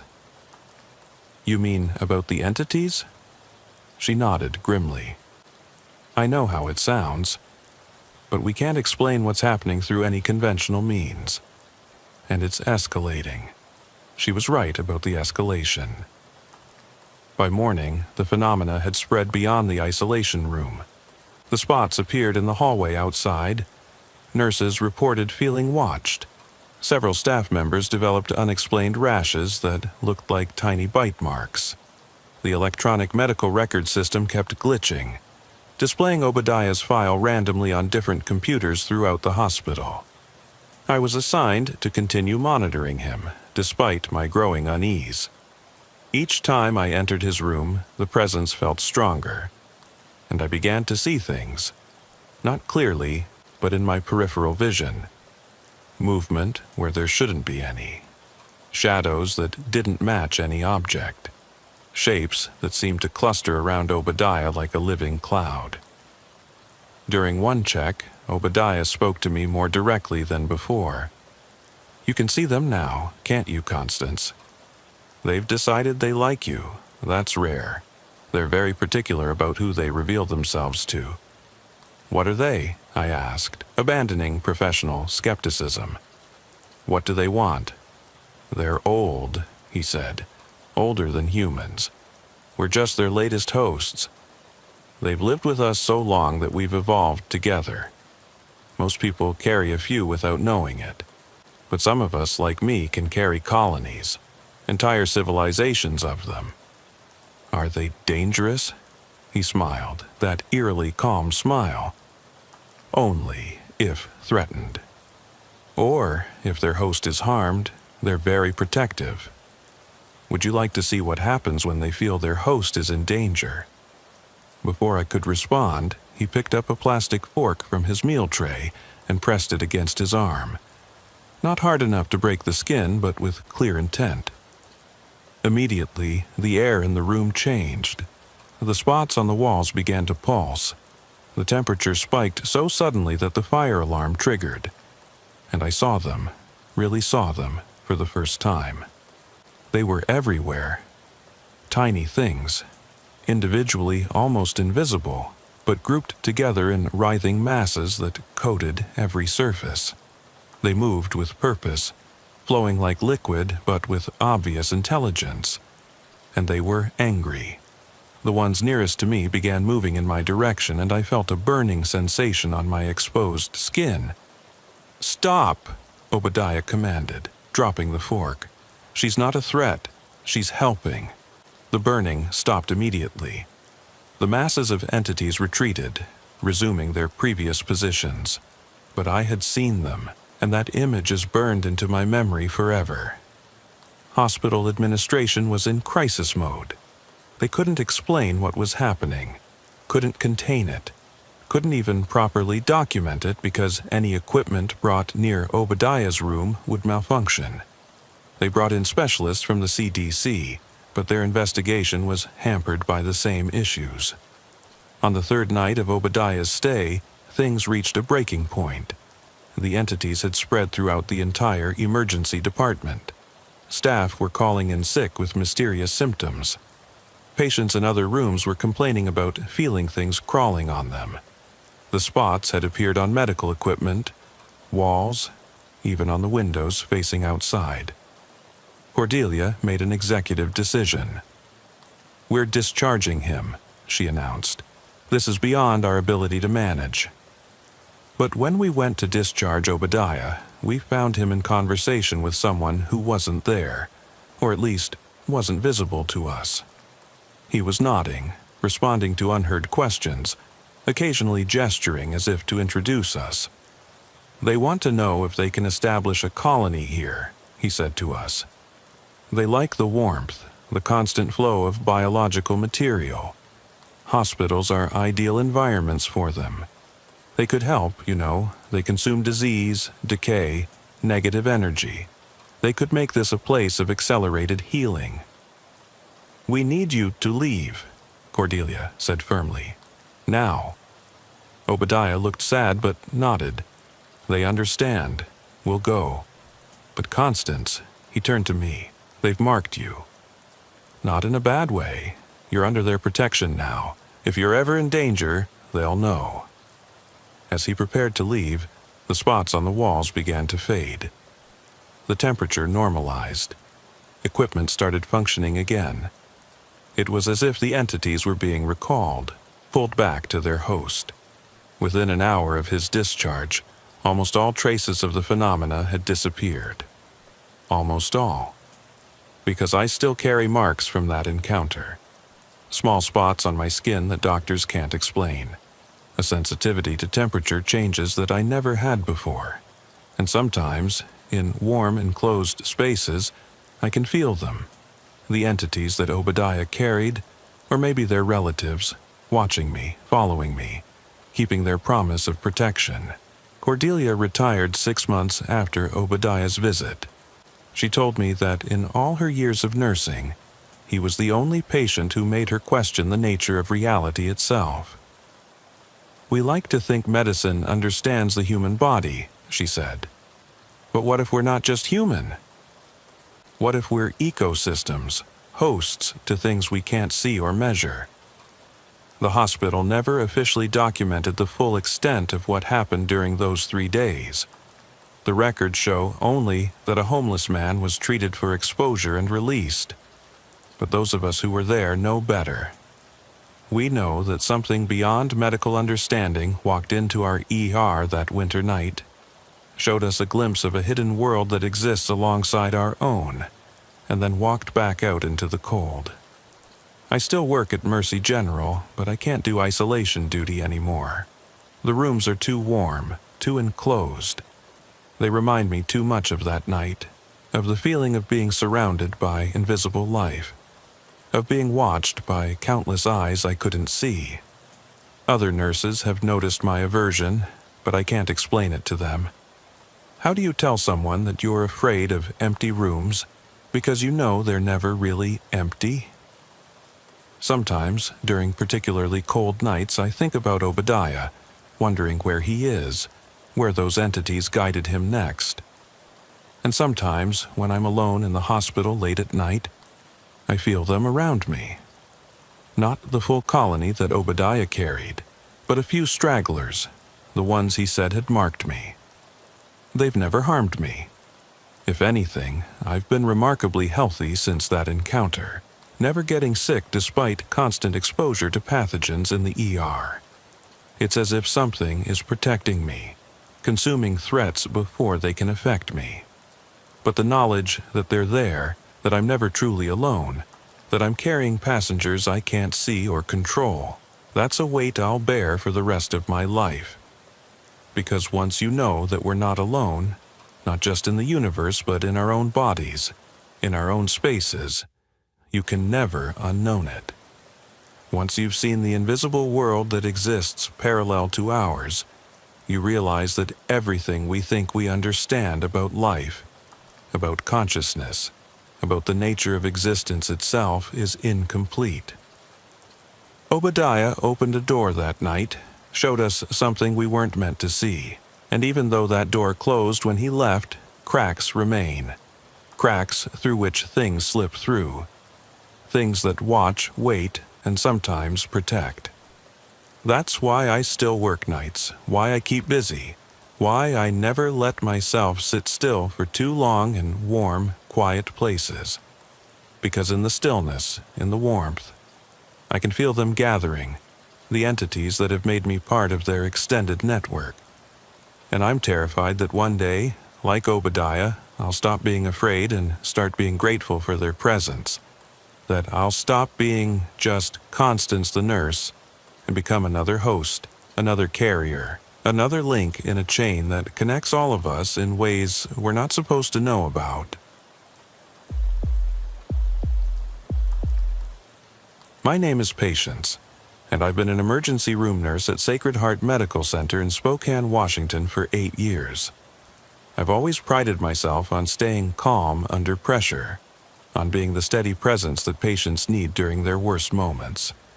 But there was one patient who shattered that composure, who made me question everything I thought I knew about sleep, consciousness, and what happens when we close our eyes at night. His name was Zebedee, and he was brought to our ER at 3:47 a.m. on a Tuesday in March. I remember the exact time because that's when everything in my orderly night shift went completely sideways. The paramedics rushed him in with multiple injuries, a broken wrist, lacerations on his feet, bruising across his torso, and a head wound that was bleeding profusely. Found him on the roof of a parking garage downtown, the lead paramedic told me as we transferred him to a trauma bed. Security footage shows him climbing up the exterior of the building. 7 stories, barehanded, in his pajamas. He was asleep the whole time. Asleep? I repeated, already beginning my assessment. You mean he was intoxicated? No, literally asleep. Eyes closed, not responding to security guards shouting at him. He only woke up when he reached the roof and walked into an HVAC unit. That's how he got the head wound. Zebedee was in his early 40s, average build, with prematurely gray hair and hands that showed signs of previous injuries. Old scars, a slightly crooked finger that suggested a past break.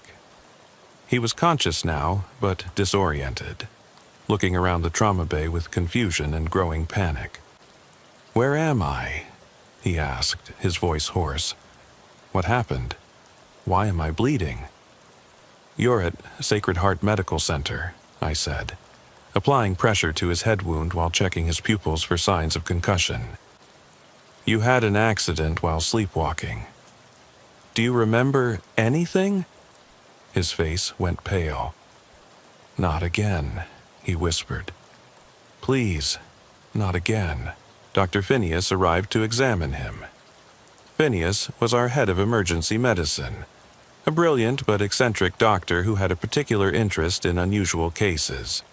He took one look at Zebedee's injuries and the paramedics' report and immediately ordered a comprehensive workup. "Mr. Zebedee," Phineas said while suturing the head wound, "the paramedics tell us you climbed 7 stories while asleep. That's not typical sleepwalking behavior. How long has this been happening?" Zebedee closed his eyes, and I saw tears squeeze out from under his lids. "Since I was 12. But it's gotten worse over the years, much worse." Over the next hour, as we treated his injuries, Zebedee told us his history. The sleepwalking had started with simple episodes, walking around his bedroom, going to the kitchen. But as he got older, the episodes became more complex and dangerous. He'd wake up miles from home. He'd find evidence that he'd cooked elaborate meals while asleep. Once, he woke up in his car, parked at a rest stop 3 hours away, with no memory of driving there. "I've seen every specialist," he said. "Sleep studies, neurologists, psychiatrists. They all say it's an extreme form of parasomnia, but no one can explain why it's so severe or how I can perform such complex tasks while unconscious." "What about medication?" Phineas asked. "I've tried everything. Benzodiazepines, antidepressants, even antipsychotics. Nothing stops it. Restraints don't work either. I've dislocated my shoulder getting out of medical restraints while asleep. It's like something else takes control of my body when I'm unconscious." We admitted him for observation and further testing. I was assigned to monitor him overnight, which meant staying in or near his room to ensure he didn't have another episode. Hospital policy typically didn't allow for one-on-one observation except in psychiatric cases, but Phineas made an exception given the severity of Zebedee's condition. Around 1 a.m., I was sitting in a chair beside his bed, catching up on charting, when I noticed his breathing pattern change. It became deeper, more rhythmic. His eyes began moving rapidly under his closed lids, REM sleep. I watched carefully, ready to intervene if he showed signs of getting up. For about 20 minutes, nothing happened. Then, suddenly, his eyes opened. But something was wrong. His pupils were completely dilated despite the room lights being on, and his gaze was unfocused, looking through me rather than at me. "Zebedee?" I said softly, not wanting to startle him. He sat up smoothly, swinging his legs over the side of the bed. His movements were fluid, purposeful, nothing like the clumsy, confused movements typical of sleepwalkers. He stood up, and I placed a gentle hand on his arm to guide him back to bed. The moment I touched him, his head snapped toward me, and what I saw in his eyes made me step back. They were empty, completely devoid of the personality I'd been talking to just hours earlier. But they weren't just blank. There was something else there, something that looked at me with an intelligence that wasn't Zebedee's. He spoke, but his voice was different, flatter, without his usual inflections. "You shouldn't interfere. Important work needs to be done. Zebedee, you're sleepwalking. You need to get back in bed." "Zebedee is sleeping," he said, tilting his head at an unnatural angle. "I am what wakes when he sleeps. And I have tasks to complete." Before I could respond, he moved past me with surprising speed and strength.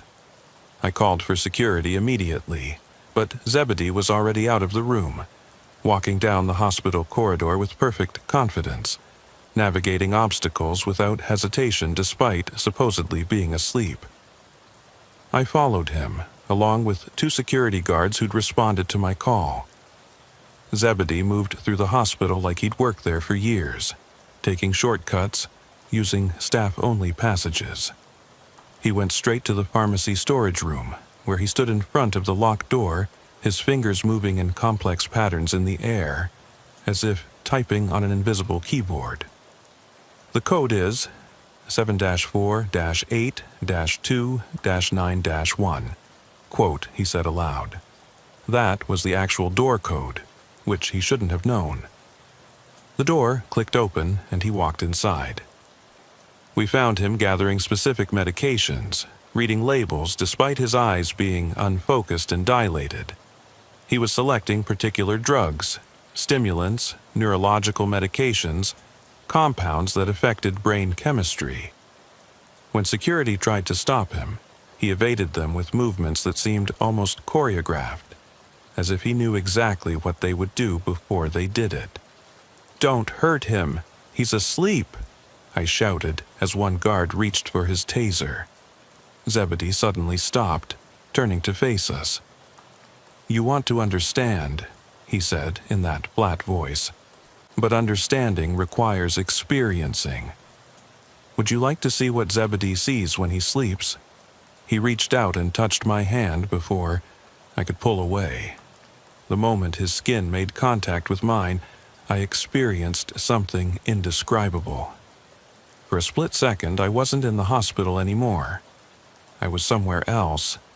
A vast, dark space filled with geometric patterns that hurt to perceive, with entities that moved in ways that violated physics, with sounds that weren't sounds, but pure information forcing itself into my consciousness.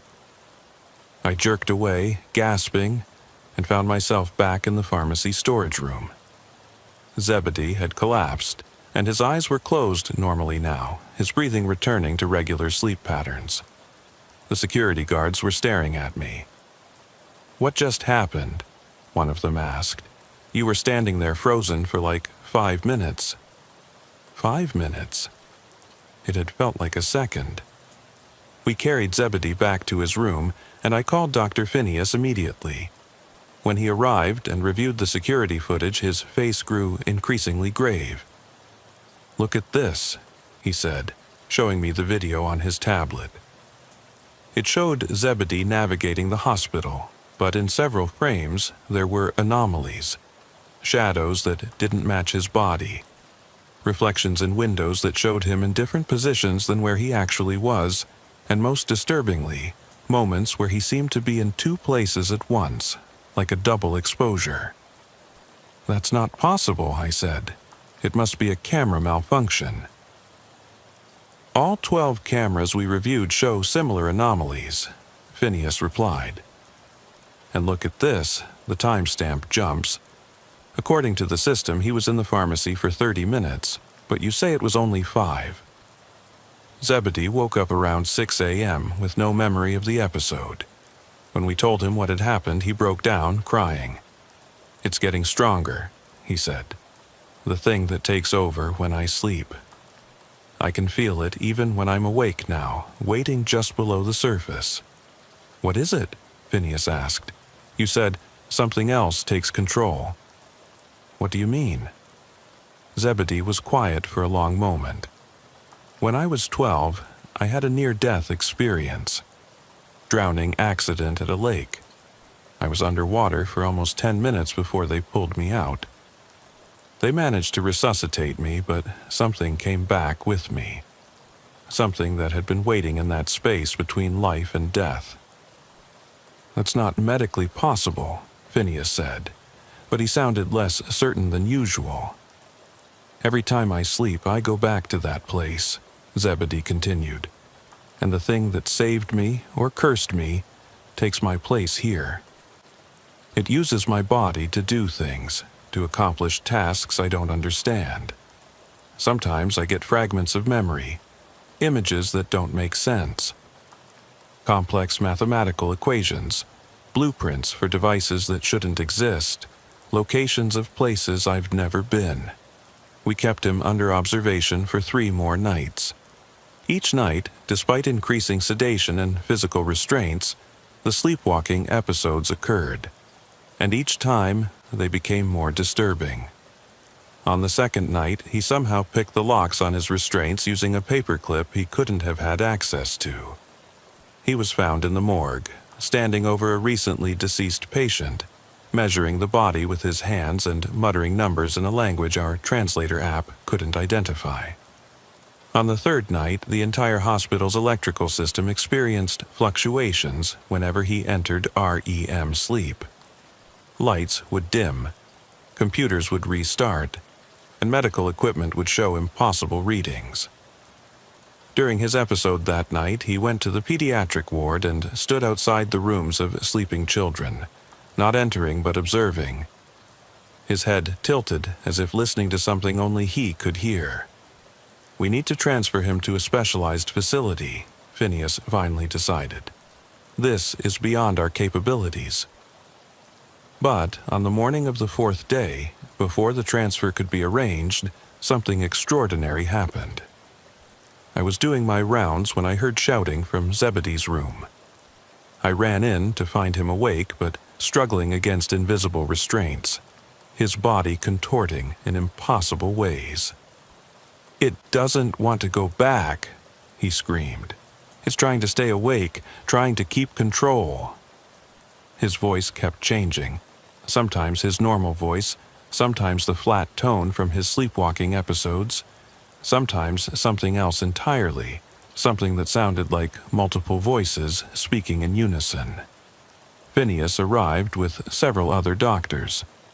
We watched in horrified fascination as Zebedee's body seemed to be fighting itself, one hand trying to choke him while the other tried to pull it away.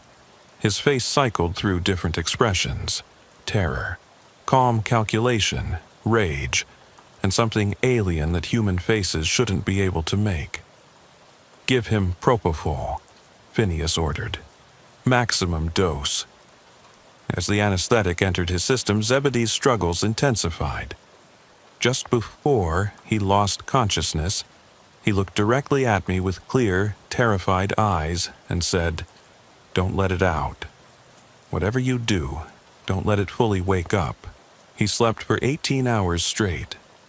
When he finally woke, he was different, calmer, but also somehow diminished, like part of him was missing.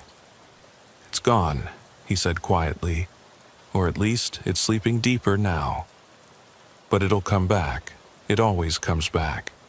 We transferred him to a specialized sleep disorder clinic in Seattle, one equipped to handle extreme parasomnias. But before he left, he gave me a journal he'd been keeping for years, documenting his episodes. Reading it later, I found detailed accounts of his nighttime activities. Complex engineering diagrams, mathematical proofs, maps of cave systems that supposedly didn't exist, and repeated references to something called the waiting room. According to his journal, the waiting room was the place between waking and sleeping, between life and death, where consciousness went when the body shut down. And it wasn't empty. It was full of things that wanted to experience physical existence, things that could only do so by borrowing bodies of the sleeping or dying. The last entry, dated the night before he came to our ER, was chilling. It's almost ready. Soon, it won't need me to be asleep. Soon, it will be strong enough to exist here permanently. I'm going to try to stop it, even if it means never sleeping again. If I fail, if something happens to me, whoever reads this needs to know. We're not alone when we sleep. We're never alone. And sometimes, we don't come back alone. I've kept track of Zebedee since his transfer. The clinic reports that his episodes have decreased but haven't stopped. They've recorded impossible phenomena during his sleep. Objects moving without being touched, electronic interference, and once, security footage of him being in two places simultaneously. But what haunts me most is what I experienced when he touched my hand. That glimpse into whatever place he goes when he sleeps. Because sometimes, now, when I'm on the edge of sleep myself, I feel myself slipping toward that dark space full of watching entities. And I wonder, how many of us bring something back each time we wake up? How many of us are sharing our bodies with things that take control when consciousness fades? The other nurses have noticed I've become obsessive about staying awake during night shifts, that I drink excessive amounts of coffee, and take frequent walks to avoid any chance of dozing off. They don't understand that I'm terrified of what might take control if I sleep here. In this place, where the boundary between states of consciousness seems thinner. Because Zebedee showed me that sleepwalking isn't just about unconscious movement. Sometimes, it's about something else walking in our sleep, using our bodies as vehicles to interact with a world they can't otherwise touch. And once you know that, once you've seen the evidence, every moment of sleep becomes a risk. Every dream a potential doorway for something else to enter. I still work at Sacred Heart, still take night shifts, but I've never been the same. Every patient who comes in with sleep disorders, every case of unusual parasomnia, makes me wonder if they're like Zebedee, carrying something that emerges when consciousness fades. And sometimes in the early morning hours when exhaustion pulls at my eyelids, I remember his warning. Don't let it fully wake up. Because if Zebedee was right, if there really are entities waiting in that space between waking and sleeping, then every one of us is just one deep sleep away from becoming a vessel for something else's agenda. And the scariest part is we'd never know. We'd wake up with no memory, maybe a few unexplained bruises, maybe in a strange place, never realizing that for hours we weren't ourselves at all. That's why I document everything now, why I check security footage obsessively, why I've installed cameras in my own apartment. Because if something is using my body while I sleep, I want to know. I need to know, even if the knowledge terrifies me more than ignorance ever could. My name is Charity, and I've worked as an emergency room nurse at Providence Memorial Hospital in El Paso, Texas, for 9 years. Throughout my career, I've encountered patients with various psychiatric conditions, including dissociative identity disorder. But nothing prepared me for Mordecai, the patient who made me question the very nature of identity and consciousness. He arrived on a humid September evening, brought in by police after being found wandering downtown, disoriented and claiming to be multiple different people. This wasn't unusual in itself. We regularly see patients in psychotic states or with identity confusion. What was unusual was how the officers described his behavior. One minute he's speaking perfect Spanish, claims to be a woman named Maria from Juarez, the officer told me. Next minute he's got a British accent, says he's a professor from Oxford. Then he's a kid, maybe 8 years old, crying for his mother. Each personality knew things they shouldn't know. Maria knew details about a missing person case from 2018. The professor could recite complex mathematical theorems. The kid knew the layout of an elementary school that closed down 20 years ago. Mordecai appeared to be in his mid-30s, with dark hair and distinctive heterochromia, one brown eye, one blue. When I first approached him, he was sitting perfectly still on the examination bed, his posture rigid and formal. "Hello, I'm Charity, your nurse today," I said gently. "Can you tell me your name?" He looked at me with those mismatched eyes, and his expression shifted subtly, not dramatically, but enough that he seemed like a different person. "Mordecai," he said in a soft, measured voice, though that may not mean much. I'm rarely just Mordecai anymore. What do you mean by that? I mean that I'm a crowded house, Nurse Charity. Too many residents, not enough rooms. Sometimes they take turns, sometimes they fight for control, and sometimes... He paused, his face shifting again. Sometimes they all speak at once. I began my initial assessment, checking his vital signs and looking for any signs of injury or intoxication. Everything appeared normal physically, but his demeanor kept changing. One moment he was calm and articulate, the next agitated and speaking in fragments, then suddenly childlike and frightened. Dr. Wilhelmina, our psychiatric consultant, was called immediately. Wilhelmina was one of the most experienced psychiatrists I'd ever worked with, specializing in dissociative disorders and complex trauma cases. She spent 2 hours with Mordecai that first night, and when she emerged, she looked genuinely unsettled. "This doesn't present like typical DID," she told me privately. "The personalities aren't consistent. They're not fixed identities with their own histories and characteristics. It's more like he's channeling different people, complete strangers, with verifiable details about their lives that he couldn't possibly know." "What do you mean, verifiable details?" One personality claimed to be a woman who died in a car accident 3 years ago. Gave her full name, social security number, details about her children. I checked. It's all accurate. Another personality spoke fluent Mandarin and described living in Beijing. Gave an address that corresponds to a real apartment building. It's impossible. We admitted Mordecai for observation and further evaluation. I was assigned to his care, which meant regular check-ins throughout my shift. Each interaction was different, sometimes drastically so.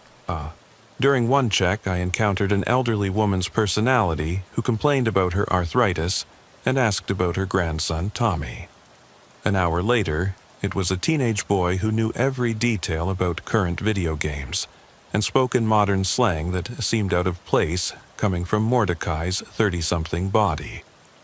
But the most disturbing encounter came around 2 a.m. I entered his room to find him standing at the window, pressing his palms against the glass. When he turned to look at me, his expression was blank, neutral, in a way that seemed almost inhuman. "Your Charity," he said, but it wasn't a greeting. It was like he was identifying me, cataloging me. "Nurse, 28 years old, lost your father when you were 16. Car accident on Highway 54. You still blame yourself for asking him to pick you up from that party." I felt the blood drain from my face. I had never told anyone at the hospital about my father's death. Certainly never the details. "How do you know that?" "Because Sarah knows," he said, and his expression shifted to one of sympathy. Sarah worked the accident. She was the paramedic who tried to save him. She's here now, in me, and she remembers. She remembers you holding his hand while she worked. You were wearing a blue dress with small white flowers. I had to grab the door frame to steady myself. Every detail was accurate. But Sarah, I knew that name. Sarah Coleman had been the paramedic that night, and she had died 2 years ago from cancer. I knew because I had attended her funeral, wanting to thank her for her kindness that terrible night. "This isn't possible," I whispered. "None of this is possible," Mordecai replied, his voice changing again, becoming his own. "But it's happening anyway. They come to me, Charity. The dead, the living, the lost. They use me to speak, to finish unfinished business, to say things they never got to say. I'm like a telephone between worlds, and I can't hang up." Over the next 3 days, Mordecai's condition became increasingly complex. The personalities multiplied and became more distinct. Security footage showed him having full conversations with empty air, but responding as both sides of the dialogue in different voices, different languages, different mannerisms. Wilhelmina brought in colleagues, specialists in dissociative disorders from across the state. They conducted extensive tests, brain scans, psychological evaluations, hypnosis sessions. The brain scans showed unusual activity, multiple areas lighting up simultaneously in patterns that shouldn't be possible, as if several different consciousness centers were active at once. During one particularly intense episode, Mordecai cycled through 17 different personalities in the span of an hour. Each one had specific, verifiable information. A mechanic who knew the detailed specifications of a rare 1960s car engine. A ballet dancer who could describe specific performances at the Moscow Ballet from the 1980s. A soldier who knew classified details about a military operation in Afghanistan. The most unsettling moment came when Mordecai suddenly looked directly at Wilhelmina and spoke in German, in a voice that made her face go white. Later, she told me it was her deceased mother's voice, with the exact same inflection and pet names her mother had used. He recited a lullaby that Wilhelmina's mother had sung to her as a child, one that had never been written down or recorded. "How is this possible?" I asked Wilhelmina after that session. She was shaking, all her professional composure gone. "I don't know. Everything I know about psychology, about consciousness, says this is impossible. But he knew things only my mother knew, used phrases only she used. Either this is the most elaborate hoax I've ever seen, or we're dealing with something beyond our understanding." On the 4th night, things escalated. I was doing my rounds when I heard shouting from Mordecai's room. I rushed in to find him pressed against the corner of the room, his hands over his ears, tears streaming down his face. "Too many," he was screaming. "Too many voices. They all want to speak at once. I can't hold them all." His voice kept changing mid-sentence, cycling through different personas so quickly it was like listening to a radio rapidly switching between stations. Male voices, female voices, young, old, different languages, all overlapping and competing for control. Then something happened that I'll never forget. Mordecai's body went rigid, and when he spoke again, it was in multiple voices simultaneously. Not one after another, but actually at the same time, creating an impossible harmony of different timbres and languages. The sound was wrong. Shouldn't have been able to come from a single human throat. "We are many," the voices said in unison. "We are the forgotten, the lost, the ones with unfinished stories. He is our conduit, our voice, our last chance to be heard. The lights in the room began to flicker. The temperature dropped noticeably, and I swear I saw them, shadows, shapes, translucent figures surrounding Mordecai, reaching toward him, through him, using him as some sort of gateway. I called for help immediately. By the time Wilhelmina and the medical team arrived, Mordecai had collapsed. He was unconscious but stable. His vital signs normal, except for unusual brain activity that suggested he was in some form of deep REM sleep, despite being unresponsive to stimuli. He remained unconscious for 12 hours. During that time, the strangest things happened around him. Other patients in nearby rooms reported vivid dreams about deceased loved ones. Staff members heard voices they recognized but couldn't place. The hospital's phone system malfunctioned, with calls coming in from disconnected numbers, voices asking for people by name. People we later discovered had died years ago. When Mordecai finally woke, he was different. Calmer, but also somehow more fractured. "They're organized now," he told me. "They've formed a sort of committee. They take turns more politely. But there are so many of them, Charity, hundreds, maybe thousands, all wanting their moment to exist again." "Why you?" I asked. "Why are they coming to you?" He smiled sadly. "I died once, when I was 7, drowned in a public pool. Was dead for 6 minutes before they brought me back. But when I came back, I wasn't alone.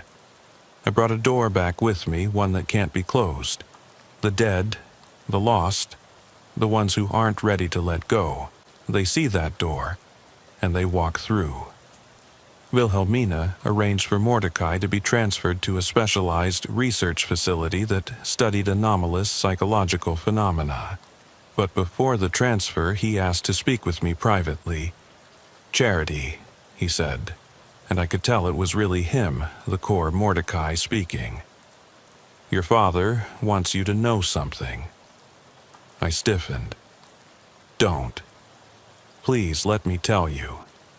He's been trying to reach you, but you're closed off, protected. He wants you to know it wasn't your fault. He was already on that highway, coming to get you before you called. The accident would have happened either way. He loves you, and he needs you to stop carrying that guilt." I broke down crying then, years of suppressed guilt and grief flooding out. Whether it was real or not, whether my father was really speaking through Mordecai or it was all some elaborate delusion, those words gave me a peace I hadn't felt in 12 years. The day Mordecai was transferred, he left me with a warning. "It's spreading," he said. "What happened to me, it's happening to others." People who've had near-death experiences, who've touched that boundary between life and death. We're all doors now, and more things are learning how to walk through. Be careful who you trust, Charity. Sometimes the person you're talking to isn't the only one speaking. That was 6 months ago. Since then, I've noticed things. Patients who know things they shouldn't. Colleagues who sometimes speak in voices that aren't quite their own. Moments when I could swear I see shadows that don't match the people casting them. Last week, a new patient came in. A young woman who'd attempted suicide and been resuscitated after 8 minutes of cardiac arrest. When she woke up, she looked at me with recognition I couldn't explain and said, "Mordecai says hello. He says the committee is growing, and they remember you fondly." I've started researching near-death experiences, looking for patterns, for others like Mordecai. What I've found suggests he's not unique. There are reports from around the world of people who came back from death changed, carrying something with them, becoming conduits for voices that shouldn't exist. Sometimes, during quiet night shifts, I think about what Mordecai said about doors that can't be closed. I wonder how many of us are walking around with those doors inside us. How many of us are just one traumatic event away from becoming like him? Crowded houses full of personalities that aren't our own. And sometimes, when I'm very tired and my defenses are down, I hear my father's voice, clear as day, telling me he loves me. I tell myself it's just my imagination, just my mind processing what Mordecai told me. But deep down, I wonder if maybe, just maybe, the door isn't only in people like Mordecai. Maybe we all have those doors, and some of us just haven't learned to hear what's trying to come through. The emergency room feels different now. Every patient could be carrying multiple consciousness. Every conversation could be with someone who isn't really there, or someone who is there but shouldn't be.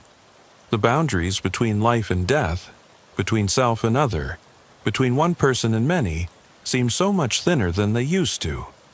I still work my shifts, still care for my patients, but I'm always listening now, not just to what they're saying, but to who might be saying it.